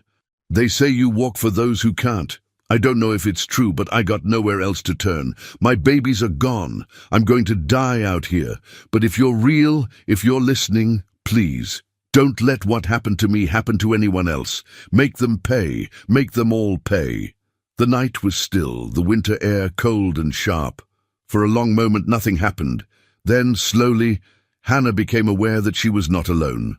A figure stood at the edge of the clearing, barely visible in the starlight. Young, female, wearing a dress that moved wrong in the breeze, as if it were made of something other than fabric. Hannah couldn't see her face clearly, but she didn't need to. She knew who this was. "I can't save your children." Mercy's voice drifted across the clearing, and it sounded like wind through hollow spaces. "What's done is done, but I can show you the way north. And I can make sure the man who took them remembers what he did, every day, for the rest of his life." "How?" Hannah asked, her voice barely a whisper. "His name. Give me his name, and the name of his plantation. I'll do the rest." Hannah provided the information, speaking through tears. When she finished, Mercy nodded slowly.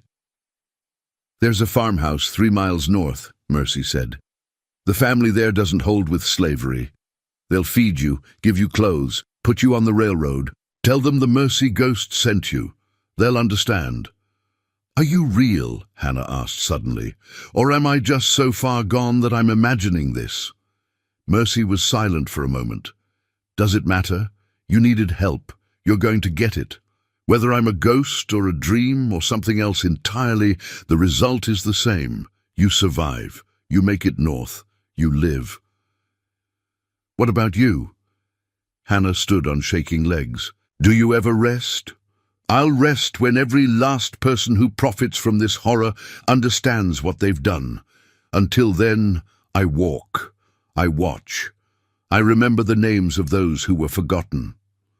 Mercy turned slightly, and for just a moment moonlight caught her face, revealing eyes that held centuries of sorrow.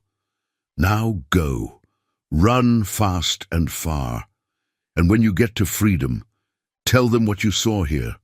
Tell them that debts get paid one way or another." Hannah ran, following Mercy's directions, and found the farmhouse exactly where she had been told. The family there, Quakers who ran a station on the Underground Railroad, welcomed her without question. When she told them the Mercy ghost had sent her, they simply nodded. "You're the third this month," the woman of the house said quietly. "She's been sending people to us, the ones who are most desperate, most in need. We don't know what she is, but we trust her judgment. She only sends the ones who truly can't survive on their own." Hannah made it to Philadelphia by March. She never saw her children again, but she survived, built a life, and eventually became a conductor herself. helping others escape. And every person she helped, she told them about mercy, not to frighten them, but to give them strength, to show them that even in the darkest circumstances, resistance was possible. Meanwhile, in South Carolina, Hannah's former master, a man named Robert Carlyle, experienced a sudden and dramatic change in fortune. His slaves, previously docile, became accident-prone. Equipment broke, crops failed. Small fires started and were extinguished just before spreading. Nothing catastrophic, nothing that could be traced to deliberate sabotage, but a steady accumulation of setbacks that slowly destroyed his wealth. And every night, Carlyle dreamed of 3 children crying for their mother, their faces accusing, their voices asking him the same question over and over. Why? Why did you take us from her? What gave you the right? He lasted 6 months before selling his plantation and moving to Atlanta, trying to escape the guilt that followed him like a shadow. But the dreams never stopped. They followed him to his new home, invaded his waking hours until he could barely function. He died in 1844, technically of heart failure, but everyone who knew him said he had looked haunted in his final years, like a man being slowly consumed from the inside out. The pattern repeated across the South. Those who had been particularly cruel found their lives touched by inexplicable misfortune. Nothing so dramatic as the Harowway killings. Mercy seemed to have learned that subtlety often worked better than spectacle, but persistent, relentless consequence that ground down their certainty and prosperity. Some learned. They freed their slaves, or at least treated them more humanely, hoping to escape whatever curse had marked the truly brutal. Others dismissed it as coincidence and continued as before, usually to their eventual regret. But the most significant impact wasn't on individual plantations or masters. It was on the institution itself. The story of mercy, spreading through both slave and white communities, introduced a crack in the psychological foundation that kept the system functioning.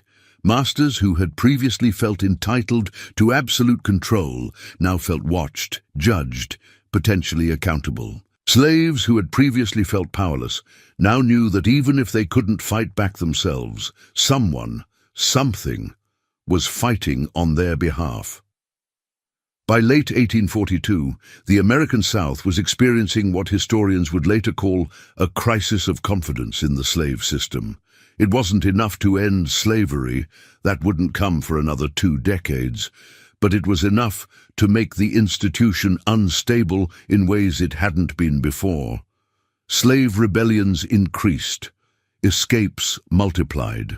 And crucially, a growing number of white Southerners began questioning whether the economic benefits of slavery were worth the moral and supernatural costs that seemed to be accumulating. Reverend Patterson, still investigating the phenomena, wrote in his journal, "I have come to believe that mercy, whether ghost, legend, or mass delusion, serves a necessary function. She is the embodiment of accumulated debt, the physical manifestation of what we owe to those we have brutalized. We can dismiss her as superstition, but we cannot escape the simple truth she represents, that every action has consequences, every cruelty leaves a mark, and the universe itself seems to demand some form of balance." He closed his investigation in December 1842, not because he had found definitive answers, but because he realized the questions themselves were more important than any conclusion he might reach. He began preaching against slavery, losing half his congregation in the process, but gaining a clarity of purpose he had never experienced before. "She saved me," he would say years later after the Civil War, when he was an old man reflecting on his life. Not mercy herself, but what she represented. She showed me that remaining complicit in evil is itself a form of evil, and that eventually we all have to choose what side we're on when the reckoning comes. Back at the ruins of Harowway, the shrine at the lightning-struck oak continued to grow. More offerings appeared, not just from escaped slaves, but from freedmen who had heard the story, from abolitionists who saw Mercy as a martyr, even from some whites who had lost faith in the system they had been born into.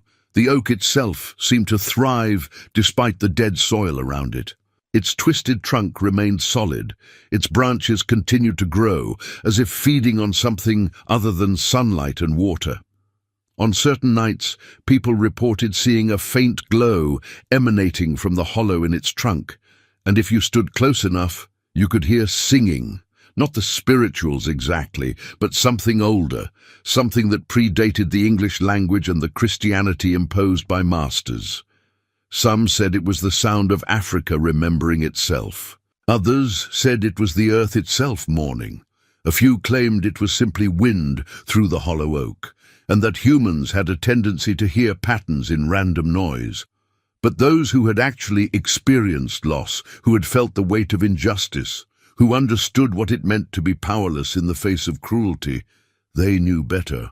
They heard the singing and recognized it for what it was, a promise that suffering would be remembered, that the dead would be honored, and that someday, somehow, the scales would balance. By the spring of 1843, the story of Mercy had evolved beyond the bounds of Georgia.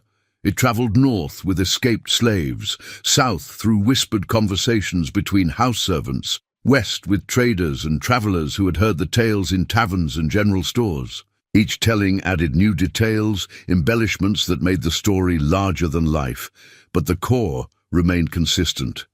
A girl who had died, refusing to be broken, who walked still as a reminder that cruelty had costs.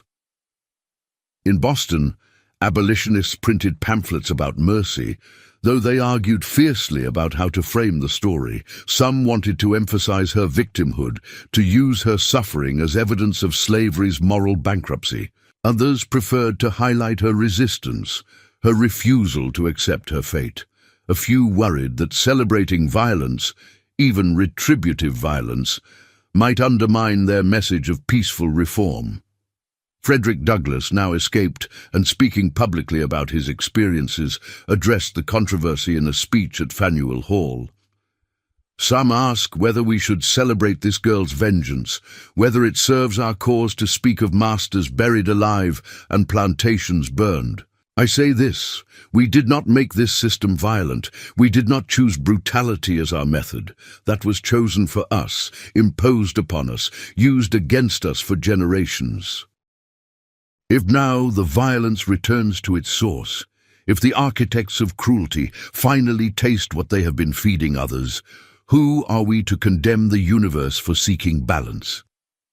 His words were controversial, rejected by the more conservative abolitionists, but embraced by those who had themselves escaped slavery and understood the rage that Mercy represented. The debate split the movement, creating factions that would persist until the Civil War finally settled the question through force of arms. But in the South, where the story mattered most, something stranger was happening.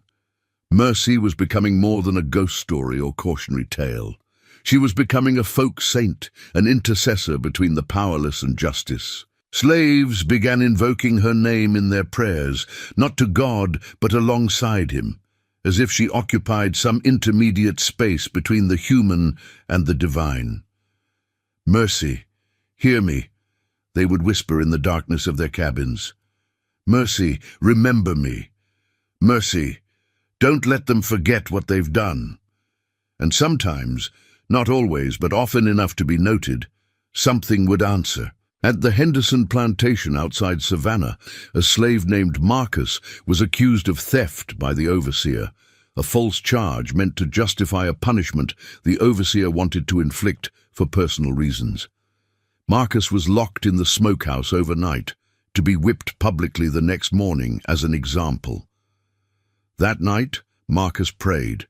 He had never been particularly religious, had lost faith in a God that would allow his people to suffer so completely. But he had heard the stories about Mercy, about how she walked for those who called her name with genuine need. "Mercy," he whispered in the darkness, "if you're real, if you hear prayers like they say, I'm asking for help, not for revenge, Just let them know the truth. Let somebody see that I didn't do what they're saying.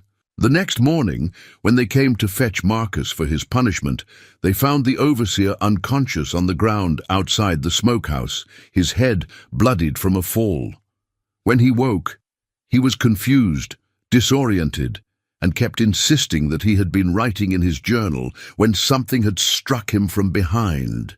The journal was found next to him, open to a page dated the previous night. In the overseer's own handwriting was a detailed confession. He had planted the stolen items in Marcus's cabin, had fabricated the theft to justify a whipping he wanted to administer. The entry was signed and dated, undeniably authentic. The overseer had no memory of writing it, claimed he had been attacked before he could write anything, but there it was, in his hand, impossible to deny. Marcus was released, the overseer was dismissed, and that night, in the slave quarters, the spirituals carried a different tone, not quite celebration, but acknowledgement that sometimes prayers were answered, justice was served, truth was revealed. These incidents accumulated. Not every prayer was answered. Mercy was selective, responding only to the most desperate, the most unjust situations. But enough prayers were answered that a pattern emerged, a system of checks and balances that operated outside the legal structures that had been designed to protect masters and condemn slaves. The phenomenon began to attract attention from sources beyond the plantation system. Academic folklorists traveled to Georgia to interview witnesses. Skeptics arrived determined to debunk the stories. Spiritualists claimed mercy was proof of their theories about the persistence of consciousness after death. One such investigator was Dr. Elias Whitmore, a professor of theology from Harvard who arrived in Milledgeville in June 1843 with the stated goal of applying rational inquiry to irrational beliefs. He interviewed dozens of witnesses, examined the ruins of Harowway Plantation, and compiled extensive notes on the various incidents attributed to mercy's influence. His published paper, The Mercy Phenomenon, Mass Delusion and Social Unrest in the American South, argued that the entire affair was a collective psychological response to the stresses of the slave system. There was no ghost, he concluded, only a convenient fiction that allowed both slaves and masters to externalize their guilt and fear. But Dr. Whitmore's certainty was shaken during his final night in Georgia. He had decided to spend the night at the ruins of Harowway, partly to prove his own courage, partly to observe the location during the hours when sightings were most commonly reported. He brought a colleague, Dr. Samuel Morton, to serve as a witness to whatever they might or might not experience. They set up camp near the lightning-struck oak, building a small fire and preparing to maintain watch through the night. For the first few hours, nothing happened. They sat in companionable silence, occasionally recording observations about temperature, wind direction, and other environmental factors. Then, around 2 in the morning, the air changed. Dr. Whitmore would later struggle to describe the sensation accurately. It wasn't that the temperature dropped, though it did feel suddenly colder. It wasn't that sound ceased, though the normal night sounds of insects and small animals did go quiet. It was more fundamental, a shift in the quality of reality itself, as if the boundary between the physical world and something else had grown temporarily thin. "Do you feel that?" Morton whispered, and Whitmore nodded, unable to speak. A figure emerged from the shadows near the oak, young, female, wearing a dress that seemed to be made partially of darkness itself. She didn't walk so much as manifest, appearing progressively more solid as she approached their fire. Dr. Whitmore's rational mind tried to find explanations. A local woman playing a prank, his own fatigue creating hallucinations, some natural phenomenon he didn't understand. But none of these explanations could account for what he saw next.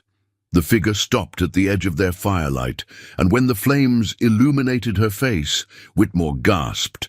She'd been dead for years, He had seen the coroner's report, had visited her grave.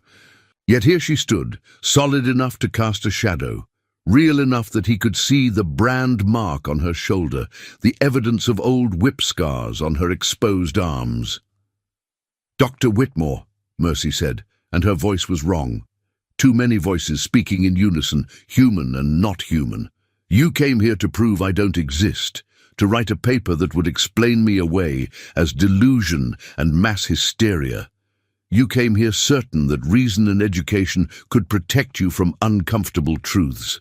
Whitmore tried to respond, but found his voice had abandoned him entirely. "Let me show you something," Mercy continued. She raised her hand, and the air between them rippled like disturbed water. Images began to form, not quite solid, but more real than mere imagination. Whitmore saw a woman on a whipping post, her back being methodically destroyed. Saw children torn from their mother's arms, sold to different buyers, sent in different directions. Saw a man worked to death in a rice field, his body left where it fell until the overseer decided it was convenient to remove it. Saw 100,000 moments of casual cruelty, systematic dehumanization, violence so normalized it had become invisible to those who perpetrated it. "This is what you're trying to explain away," Mercy said softly. "This is what your rational inquiry seeks to minimize. You want to write a paper that makes comfortable people feel better about uncomfortable truths. You want to transform suffering into statistics, horror into hypothesis, my death into an interesting case study." The images faded, and Whitmore found himself weeping, though he couldn't have said exactly why. Beside him, Morton had collapsed entirely, curled into a ball, hands over his eyes. "I don't exist to satisfy your curiosity," Mercy said. "I exist because the universe itself couldn't tolerate the imbalance anymore. I exist because someone had to remember all the forgotten names, all the unmarked graves, all the suffering that was dismissed as necessary or natural or justified. You can write your paper, Doctor. You can explain me away to people who need that comfort. But you'll know the truth. You'll carry it with you for the rest of your life." She turned to leave, then paused. "Tell them this. If you tell them anything, Mercy isn't just my name. It's what you all should have shown while you had the chance. Now it's too late for mercy. Now there's only consequence." She dissolved back into shadow, and the normal sounds of night gradually returned. Whitmore and Morton sat by their dying fire until dawn, neither speaking, both lost in thoughts too large and terrible for words. Dr. Whitmore never published his paper. He returned to Harvard, resigned his position, and spent the remaining years of his life working for the abolition movement. When people asked what had changed his mind, he would only say that he had encountered something in Georgia that made him reconsider the nature of justice and the cost of complicity. Dr. Morton, meanwhile, suffered a complete nervous breakdown and spent 6 months in a sanitarium. He recovered physically, but never spoke again about what he had seen at Harowway. He took his own life in 1847, leaving behind a note that read simply, "I can't carry what I saw. I can't unsee what she showed me. Forgive me." These darker aspects of Mercy's influence were rarely discussed in public discourse. The abolitionists preferred to emphasize her victimhood and resistance. The slaves preferred to see her as a protector and avenger. But those who had actually encountered her directly, who had looked into her eyes and felt the weight of what she represented, understood that she was something more complex and troubling than either narrative allowed.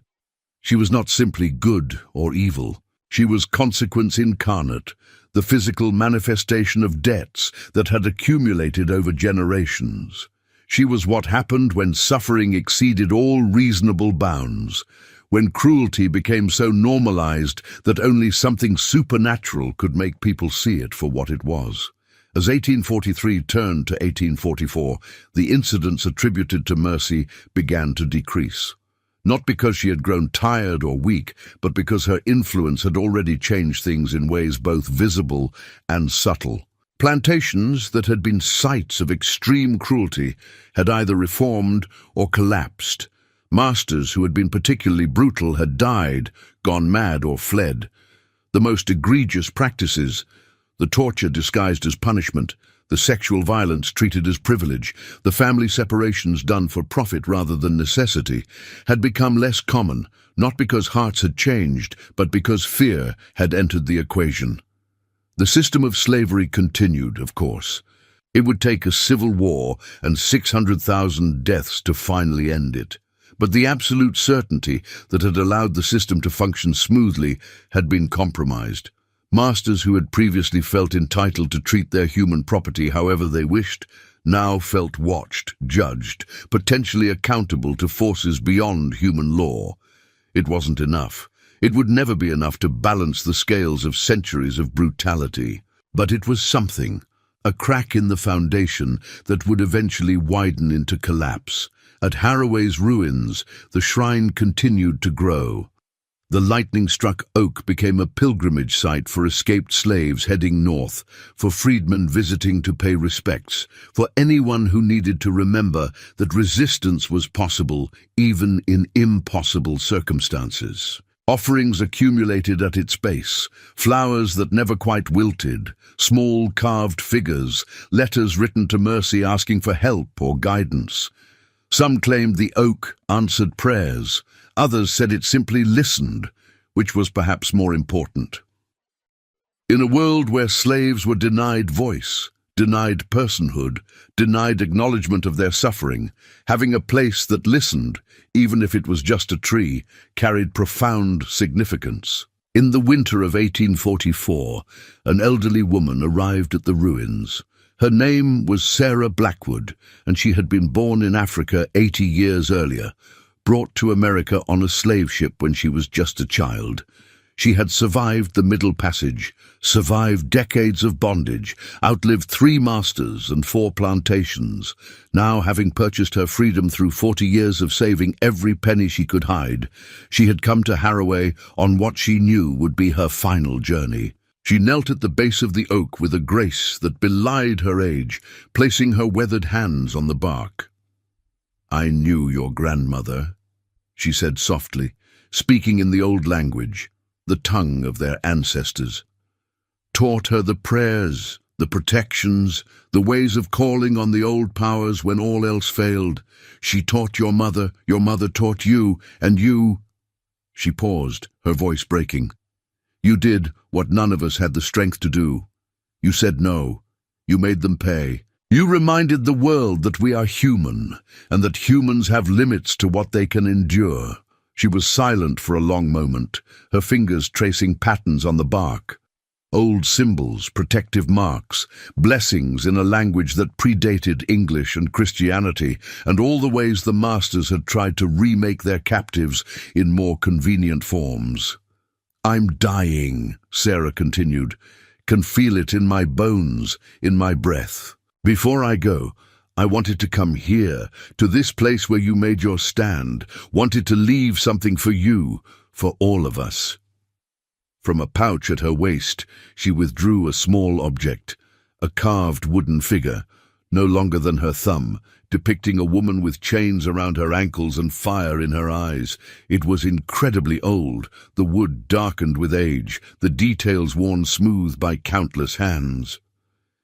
"This belonged to my mother in Africa," Sarah said.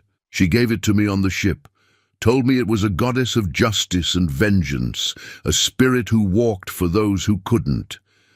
I carried it through everything. The passage, the auction block, decades in the fields. It gave me strength when I had none. Now, I give it to you, sister. May it connect your fight to all the fights that came before, to all the women who said no in whatever small ways they could." She placed the figurine carefully at the base of the oak, among the other offerings. Then she sang, a song in her mother's language, a song of mourning and celebration, a song that honored both the dead and the living, those who had fallen and those who still fought. When the song ended, Sarah stood with effort, her knees protesting, her back bent with age. She placed her hand on the oak one final time. "Thank you," she whispered, "for remembering, for refusing, for showing them that we are not things to be owned, but humans to be reckoned with." She turned to leave, but before she took her first step, she felt it, a presence at her back, a warmth that had nothing to do with temperature. She didn't turn around, didn't need to. She knew who stood behind her. "The old ways are dying," Mercy's voice said softly. "The language, the prayers, the knowledge. When you pass, there will be fewer still who remember." "Yes," Sarah agreed, "but we're not gone yet. And as long as even one person remembers, the connection holds. The chain remains unbroken, from Africa to here, from then to now, from the dead to the living." "Will they win?" Mercy asked. "The masters, the system, the cruelty?" Sarah considered this carefully. "They'll lose eventually. Don't know when, don't know how, but I feel it in my bones. This world they've built on our backs, it's not sustainable. Towers built on suffering always fall, child, always. It's just a matter of time and how many more people get crushed when it comes down." She started walking then, making her way slowly across the ruined plantation toward the road that would take her home. She died 3 weeks later, peacefully in her sleep, surrounded by the grandchildren she had saved 40 years to purchase free. At her funeral, attended by freedmen and escaped slaves and a few white abolitionists who had respected her wisdom, they sang the old songs. And though the words were in English now, filtered through Christianity and adapted to circumstances their African ancestors could never have imagined, the spirit was the same: defiance, endurance, a refusal to be erased or forgotten. That night, at the Harowway ruins, the small wooden figurine Sarah had left began to glow with a faint light, warm as a candle flame. It would glow every night thereafter, becoming part of the shrine's legend, a light that never went out, fueled by something that had nothing to do with fire or electricity. Pilgrims began to say that if you watched that light long enough, you could see images in it, faces of the forgotten, names of the unnamed, stories of those who had died without witnesses. Some claimed the light showed them their own ancestors, connecting them to a past that had been deliberately obscured, systematically destroyed. Whether these visions were real or the product of hope and grief was beside the point. The light served a purpose. It reminded people that they came from somewhere, that they were part of a chain that stretched back across an ocean and through centuries, that their suffering was real and witnessed and remembered even when the official histories pretended it had never happened. As the years passed, as the political situation in America grew more tense, as the question of slavery pushed the nation toward civil war, the story of Mercy continued to evolve. She became a symbol, invoked by both sides. Abolitionists used her to illustrate the moral bankruptcy of slavery. Pro-slavery advocates pointed to her as evidence of why strict control was necessary. But for the people who had actually known her, who had lived on Harowway, who had witnessed her suffering and her vengeance, she was something else entirely. A reminder that every person has a breaking point, and that breaking points, when reached, transform the world in ways that can never be undone. Old Isaiah, who had survived Harowway and made it north to Philadelphia, told her story to anyone who would listen. He was nearly 80 now, his body worn down by decades of labor, his mind still sharp as broken glass. "People ask me if I'm glad she did what she did," he would say. "If I think the killing was justified, I tell them they're asking the wrong question. The question isn't whether she was justified. The question is what the Harowways and people like them created when they pushed suffering past endurance. They made her into what she became. They planted seeds of violence and were surprised when violence grew." He would pause, his ancient eyes reflecting memories of fire and chains and a girl who refused to die quietly. She didn't choose vengeance. Vengeance was chosen for her, forced on her, the only option left after every other path had been closed. You want to judge her? Fine. But judge the system that made her first. Judge the masters who thought they could break humans without consequence. Judge the laws and the churches and the society that said it was all acceptable because we had darker skin. Isaiah died in 1851, just 10 years before the Civil War that would finally, bloodily settle the question of slavery. His last words, witnessed by his granddaughter, were in the old language. Tell Mercy we did what we could. Tell her the fight continues. Tell her we haven't forgotten. And whether Mercy heard those words, whether she walked still in the ruins of Harowway or had finally found rest, was something no one could say for certain. But on the night Isaiah died, people visiting the shrine reported that the light in Sarah's figurine burned brighter than ever, and the singing from the hollow oak seemed to carry words in multiple languages, a chorus of the dead and the living joined together in one continuous song of resistance and remembrance. The story was not over, would never truly be over as long as humans were capable of cruelty, and others were capable of remembering it.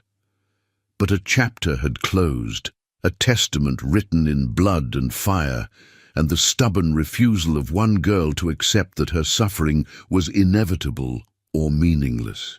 She had shown them what they were, had forced them to see what they had made, and whether they learned from it or not, whether they changed or continued in their brutality, the knowledge was now part of the collective consciousness, impossible to completely erase. Mercy's revenge was not just in the deaths of the Harowways, not just in the fear she had sown among slaveholders. Her true revenge was in the stories, in the remembered names, in the light that would not go out, in the chains that rattled in the night as a reminder that nothing stays buried forever, that debts always come due, and that those who profit from suffering always, eventually, pay the price. The winter of 1860 brought snow to Georgia, a rare occurrence that blanketed the red clay in pristine white, transforming the landscape into something almost peaceful. But beneath that false tranquility, the nation was tearing itself apart. Abraham Lincoln had been elected president in November. South Carolina had seceded in December. War was coming. Everyone could feel it in the air, in the increasing polarization of conversations, in the way men checked their weapons and spoke in low voices about honor and rights and the preservation of their way of life. The ruins of Harowway Plantation still stood, or rather still lay, scattered across what had been productive acreage. 19 years had passed since Mercy's death, since the night the main house burned and the Harowway family was buried alive in their own orchard. The oak tree shrine had become a landmark, marked on maps used by the Underground Railroad, visited by thousands who needed to remember that resistance was possible. But something new was happening at Harowway. The soil, which had refused to grow anything for nearly 2 decades, suddenly began to stir with life. First, it was just weeds, resilient plants that could grow anywhere. Then wildflowers, splashes of color against the dead earth. By spring, saplings had taken root in the foundation of the burned house, their roots breaking through the charred bricks, their branches reaching toward a sky that had witnessed so much suffering. The transformation puzzled botanists who heard about it. The soil should have been exhausted, depleted by decades of intensive agriculture, and then poisoned by tragedy. Yet something was feeding these plants, giving them strength and vitality that defied scientific explanation. The slaves and freedmen who visited the shrine understood what the scientists could not. The land was healing itself, purging the blood and pain that had soaked into it over generations. Mercy's vengeance had broken the cycle, allowing the earth to finally cleanse itself of accumulated suffering. In nearby Milledgeville, now the capital of Georgia, politicians debated secession with increasing urgency. The Confederacy was forming, and Georgia would soon join it.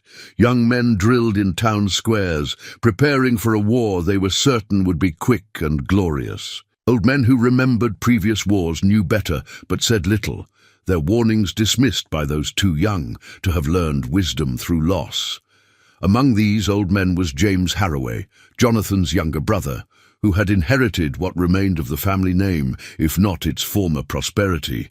He was 63 now, his hair white, his hands trembling with palsy. He had not set foot on the ruins of his brother's plantation in 19 years, had tried to forget what had happened there, had convinced himself it was just a tragic accident compounded by rebellious slaves. But the approaching war and his own advancing mortality had brought him face to face with questions he had spent 2 decades avoiding. On a cold January morning, he rode alone to the ruins, needing to see for himself what had become of the place where his family had died, where a girl's suffering had transformed into something that still haunted George's collective consciousness. He tied his horse at the tree line and walked slowly through the overgrown property. Where cotton fields had once stretched to the horizon, now wild growth reclaimed the land, blackberry brambles, pine saplings, kudzu beginning its inexorable conquest. The slave quarters still stood, weathered but intact, used occasionally by travelers needing shelter. The barn had collapsed under its own weight sometime in the past decade, but the main house... James stopped when he reached the foundation. What had been a burned ruin was now something else, a garden, wild and chaotic but undeniably alive. The saplings he had heard about had grown into young trees, their roots cracking the brick foundation, pulling it back into the earth piece by piece. Vines covered what remained of the walls. Flowers bloomed in January, which should have been impossible. And in the center of it all, where the parlor had once been, where Eleanor had served tea and maintained the fiction of civilization built on brutality, a single rosebush grew. It was massive, easily 8 feet tall, covered in blooms despite the winter cold. The roses were white, pure and clean, and their scent was overwhelming, not the cloying sweetness of typical roses, but something sharper, more honest, carrying hints of earth and rain and growing things. James approached the bush slowly, drawn by something he couldn't name. As he got closer, he saw that carved into the brick at its base, barely visible beneath the vines, was a name: Mercy. He fell to his knees, the pretense he had maintained for 19 years finally crumbling. "God forgive us," he whispered. "God forgive us all for what we did." "God might," a voice said behind him, and James spun around to find himself facing a young woman. She wore a simple dress, her feet were bare, and on her shoulder he could see the faint mark of an old brand. His heart hammered in his chest because he recognized her from descriptions he had heard, from nightmares he had suffered, from the guilt he had carried for 19 years. "You're not real," he said, his voice shaking. "You're dead. You've been dead for 19 years." "Yes," Mercy agreed, tilting her head in that unsettling way she had. "Dead, but not gone. Buried, but not forgotten. Avenged, but not satisfied." "What do you want from me?" James asked desperately. "I wasn't here. I didn't own slaves. I spoke against my brother's cruelty when I dared. I'm not responsible for what happened to you." Mercy walked closer, her footsteps making no sound on the broken bricks. "You weren't here," she agreed, "but you benefited. Your wife wore dresses sewn by hands that bled in your brother's fields. Your children ate food grown by people who were starving. Your wealth, your comfort, your entire way of life was built on a foundation of suffering, and you knew it. You always knew it." "I didn't know how to stop it," James protested. "The system was too big, too entrenched. What could one man do?" "One man?" Mercy's expression was almost sad. "One man could have freed his own slaves, could have used his voice, his platform, his privilege to advocate for change, could have refused to be complicit even if he couldn't single-handedly end the institution." She paused. "But instead, you remained silent, convinced yourself that silence was neutrality, that not actively participating in cruelty absolved you of responsibility for allowing it to continue." James had no response. He knelt in the ruins of his brother's house, surrounded by new life growing from old death, and faced truths he had spent his entire life avoiding. "The war that's coming," Mercy said quietly, "it's going to cost this region everything. Hundreds of thousands will die. Cities will burn. The South will be destroyed and remade. And when it's over, people like you will have to decide whether you learned anything from the suffering, whether you understand now that human beings cannot be property, that convenience doesn't justify cruelty, that silence in the face of evil is its own form of evil. "Are you going to kill me?" James asked, his voice barely audible.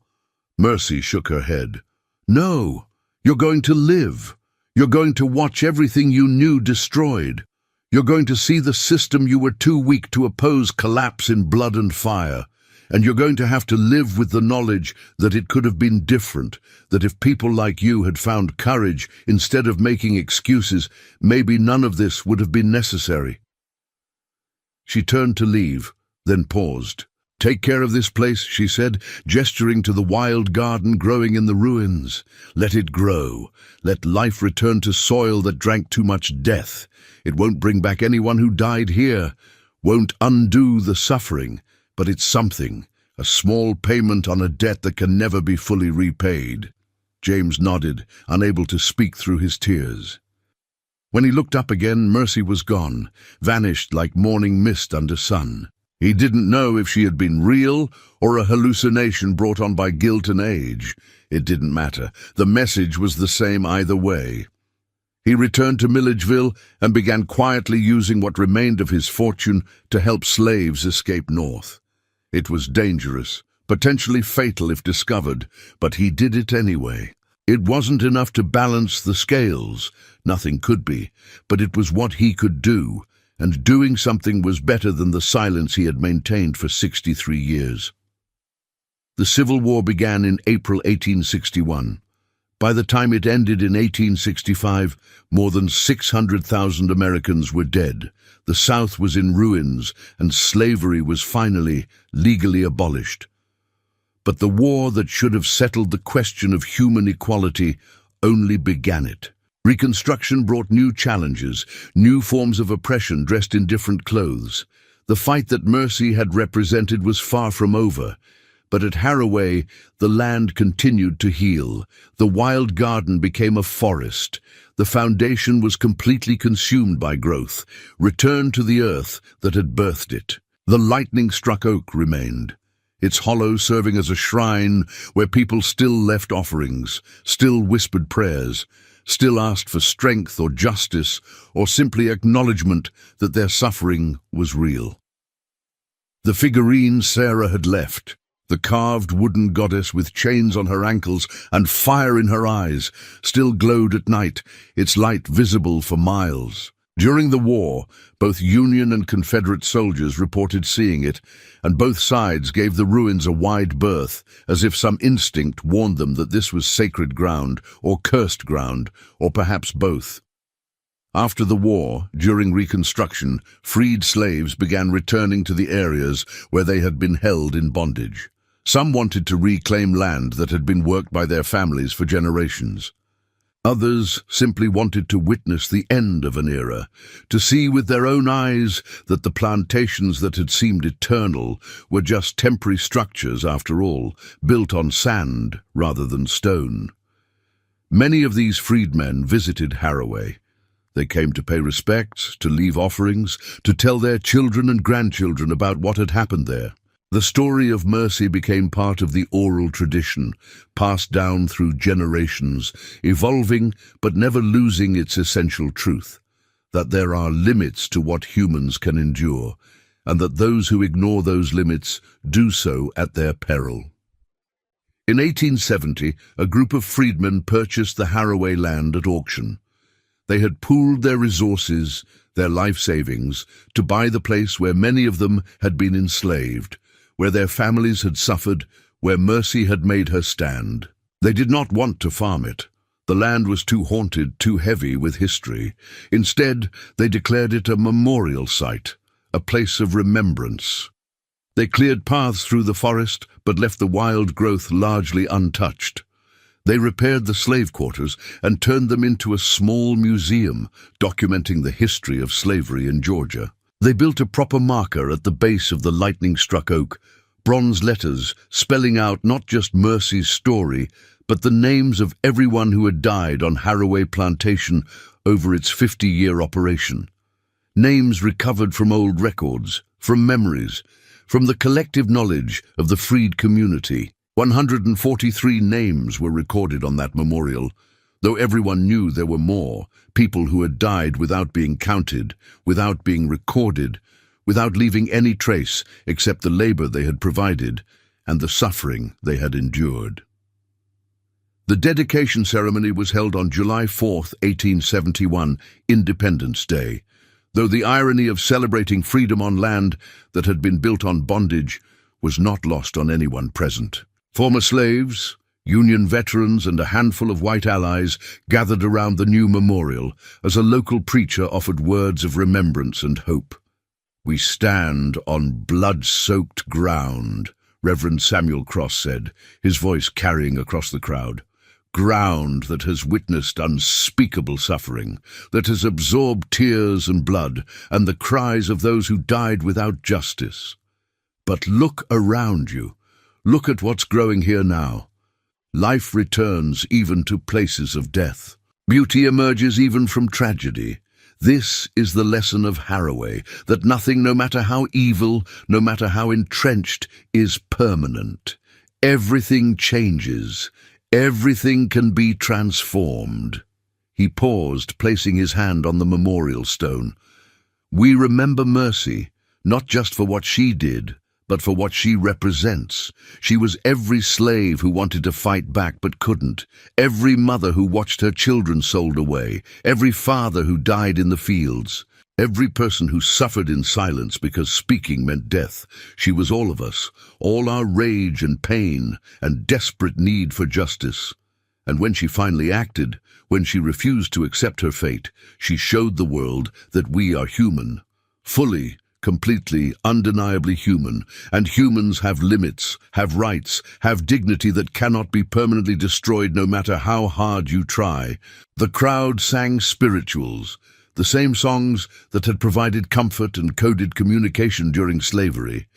But now they sang them freely, openly, without fear of punishment. The lyrics were the same, but their meaning had changed.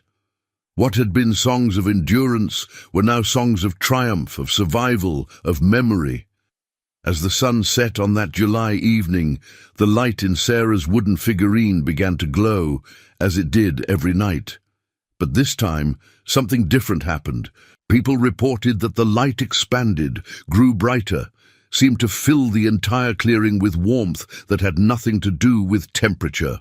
And in that light, they swore they saw figures, shadows that might have been memories, might have been spirits, might have been nothing more than hope and grief made briefly visible. They saw a woman being whipped, her back crisscrossed with scars. They saw a man standing on an auction block, being examined like livestock. They saw children being torn from their mother's arms. They saw decades of suffering compressed into moments, all of it witnessed, all of it remembered, none of it forgotten or forgiven. And at the center of it all, they saw Mercy, not as she had been at the end, broken, dying, consumed by vengeance, but as she might have been if the world had been different. Young, whole, smiling, free. She stood in the light and looked out at the gathered crowd, her eyes reflecting something that might have been peace or might have been promise, and she raised one hand in what could have been blessing or acknowledgement or simply goodbye. Then the light faded back to its normal, gentle glow, and the visions disappeared like morning dreams, leaving only the certainty that something profound had occurred.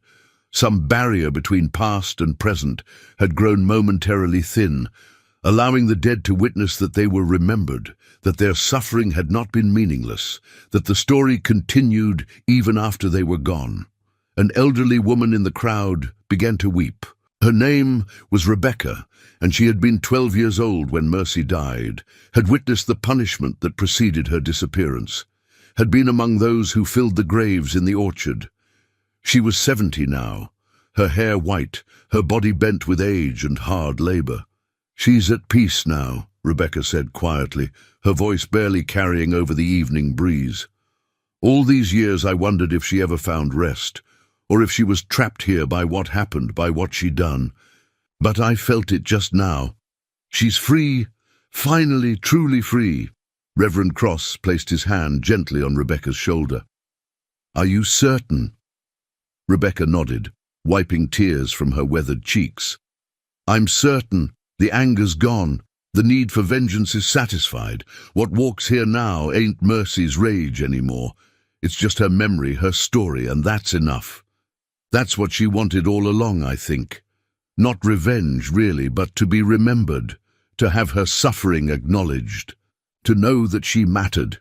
As darkness settled completely over Harowway, the crowd dispersed slowly, reluctant to leave, but knowing they had witnessed something that marked an ending as much as a beginning.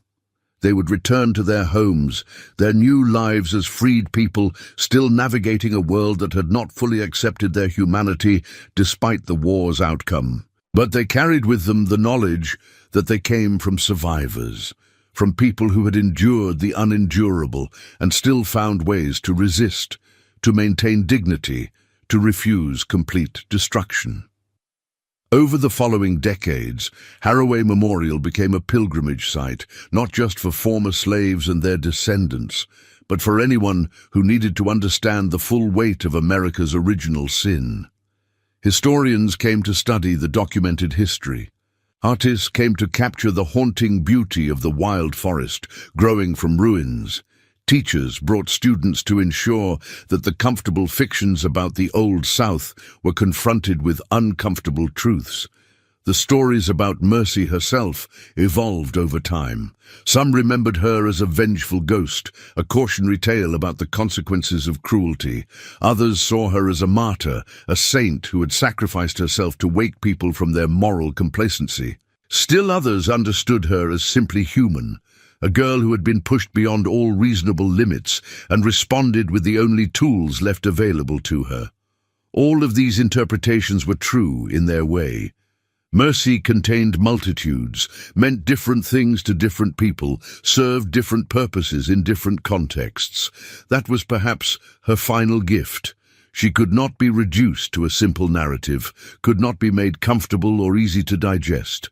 She remained complex, troubling, challenging anyone who encountered her story to examine their own relationship to justice, power, and the limits of endurance. By the turn of the 20th century, as America entered a new era of industrial growth and imperial ambition, the Harowway Memorial faced new challenges. Developers wanted the land for commercial purposes. Local authorities argued that dwelling on the past prevented progress. There were attempts to minimize the story, to reframe it as an unfortunate incident rather than a symptom of systemic evil. But the descendants of those who had been enslaved at Harowway fought to preserve the site.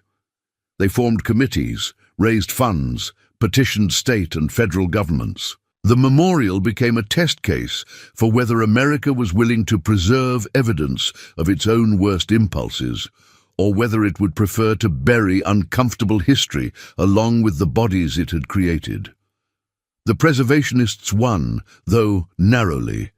Harowway Memorial was designated a protected historical site in 1903, ensuring that it would remain intact for future generations. The victory was significant not just for the specific site, but for what it represented, an acknowledgement, however grudging, that the nation's history of slavery could not be forgotten or erased, that the suffering of millions of people deserved recognition and remembrance. In 1925, on the 84th anniversary of Mercy's death, a national gathering was held at Harowway. Thousands attended. Descendants of slaves from across the South, civil rights activists, historians, and a small but growing number of white Americans who understood that confronting this history was essential to building a better future.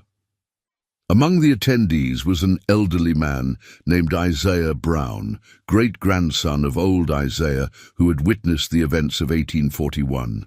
Young Isaiah, as he was still called despite being 73, had spent his life documenting the stories of former slaves, collecting oral histories before they were lost forever. He stood before the memorial stone and read from notes his great-grandfather had left, accounts of life on Harowway Plantation, descriptions of the people who had lived and died there, and finally the story of Mercy's last days and the vengeance that followed. "My great-grandfather wrote this when he was 85 years old," Isaiah said, his voice strong despite his age. He wanted future generations to know what happened here, to understand that the people who were enslaved were not abstractions or statistics, but humans with names and dreams and dignity that could be violated but never completely destroyed. He held up a yellowed piece of paper, carefully preserved for decades. He wrote, "Tell them that Mercy was kind before she was cruel, that she was broken before she was avenged, that she tried every peaceful means before resorting to violence. Tell them that what she did was not right, but it was human, and that humanity is what they tried to take from all of us. Tell them that we survived, that we remembered, that we kept faith even when faith seemed foolish. And tell them that the fight continues, that freedom on paper means nothing without justice in practice, that the work of making America live up to its promises has barely begun." The crowd was silent, absorbing these words from across the decades, words that felt as relevant in 1925 as they had been in 1851. The lynchings were still happening. Jim Crow laws were still enforced. The promise of Reconstruction had been betrayed. The fight that Mercy had represented was far from finished. But something was building. The Great Migration was underway, millions of Black Americans leaving the South for opportunities in northern cities. The Harlem Renaissance was flowering, producing art and literature that demanded recognition of Black humanity and achievement. Organizations like the NAACP were fighting systematic discrimination in courts and legislatures. The seeds of what would become the civil rights movement were being planted, watered by the blood and sacrifice of generations. Mercy's story became part of this larger narrative of resistance and resilience. She was invoked in speeches, referenced in literature, painted on murals in Black communities across the nation. She became a symbol that transcended the specifics of her life and death, representing the moment when oppression exceeded endurance, when the oppressed struck back, when consequence finally caught up with cruelty. Not everyone was comfortable with this symbolism. Critics argued that celebrating Mercy's violence, even contextually, sent the wrong message, encouraged the wrong tactics. These debates were fierce and genuine, reflecting deeper questions about the role of violence in social change, about when, if ever, retributive justice was justified. But those who had lived closest to the experience of oppression generally understood something that comfortable critics did not: that judging Mercy required first acknowledging the system that created her, that condemning her violence while ignoring the violence inflicted upon her was itself a form of moral blindness.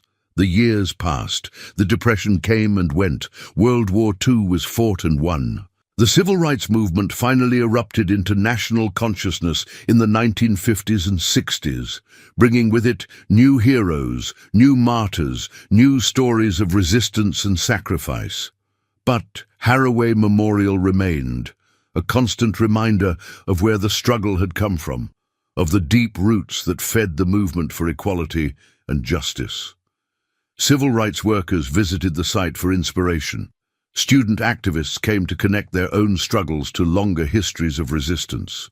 Even white allies made pilgrimages, seeking to understand the depth of the wrong that needed to be righted. In 1968, in the aftermath of Martin Luther King Jr.'s assassination, a spontaneous gathering formed at Harowway. Thousands arrived without any formal organization, simply needing to be somewhere that honored the long struggle, somewhere that acknowledged both the suffering and the resistance that suffering had produced. They stood in silence around the memorial stone, around the lightning-struck oak that still stood after 127 years, around the wild forest that had reclaimed the ruins. And as night fell, the light in Sarah's wooden figurine burned brighter than anyone had seen it in decades, as if responding to the collective grief and determination of those who had gathered. An old woman stepped forward from the crowd.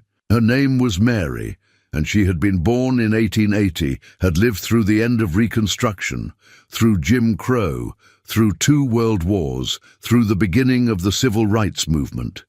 She had marched with King, had been arrested for sitting at a whites-only lunch counter, had registered black voters in Mississippi despite death threats. She had given her life to the movement, and now, at 88 years old, she stood before Mercy's memorial with tears streaming down her face. "We're still fighting," she said, her voice cracking. "Dr. King is dead, Malcolm is dead, Medgar is dead. So many are dead, and sometimes it feels like nothing changes, like we're just repeating the same struggle over and over." She placed her weathered hand on the memorial stone. "But then I come here and I remember that we've survived worse, that our ancestors endured things I can't even imagine, and they survived. They fought. They resisted.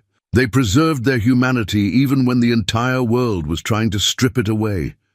She looked up at the crowd. Mercy fought, and she lost in some ways, lost her life, lost her innocence, lost everything they could take from her. But she won in other ways. She made them see us as human. She made them afraid. She reminded them that there are limits, that consequence exists, that you can't build heaven on someone else's hell without eventually paying the price. Mary's words resonated through the crowd, and slowly people began to sing, not the old spirituals this time, but a newer song. "We shall overcome." The voices rose into the Georgia night, carrying with them grief and hope and determination, the same mixture of emotions that had sustained resistance for generations. And in that moment, as hundreds of voices joined together in song, the boundary between past and present seemed to dissolve. The people who had died fighting for freedom felt present somehow, their spirits standing alongside those who continued the struggle. Mercy was there, and old Isaiah, and Sarah Blackwood, and all the unnamed thousands who had been buried in unmarked graves, whose stories had been lost, but whose suffering had not been meaningless. The fight continued.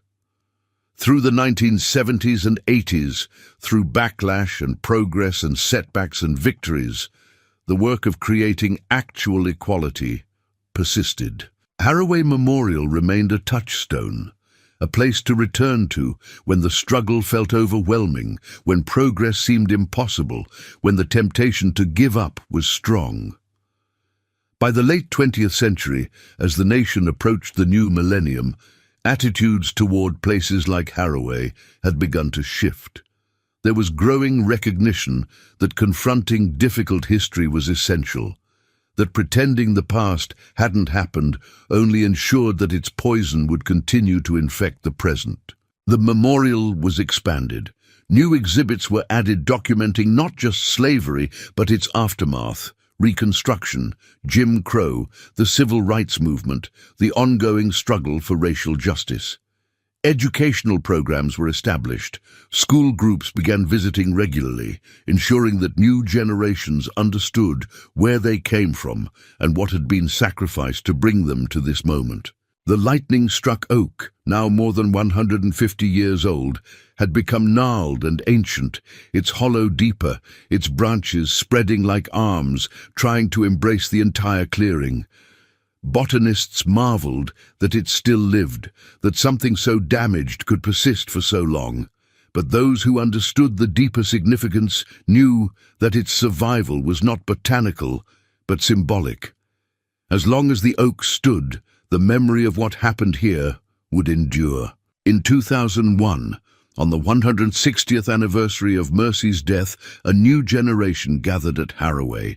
They were descendants of slaves and descendants of slaveholders, activists and scholars, young people who had grown up hearing the stories and old people who carried living memory of the civil rights era.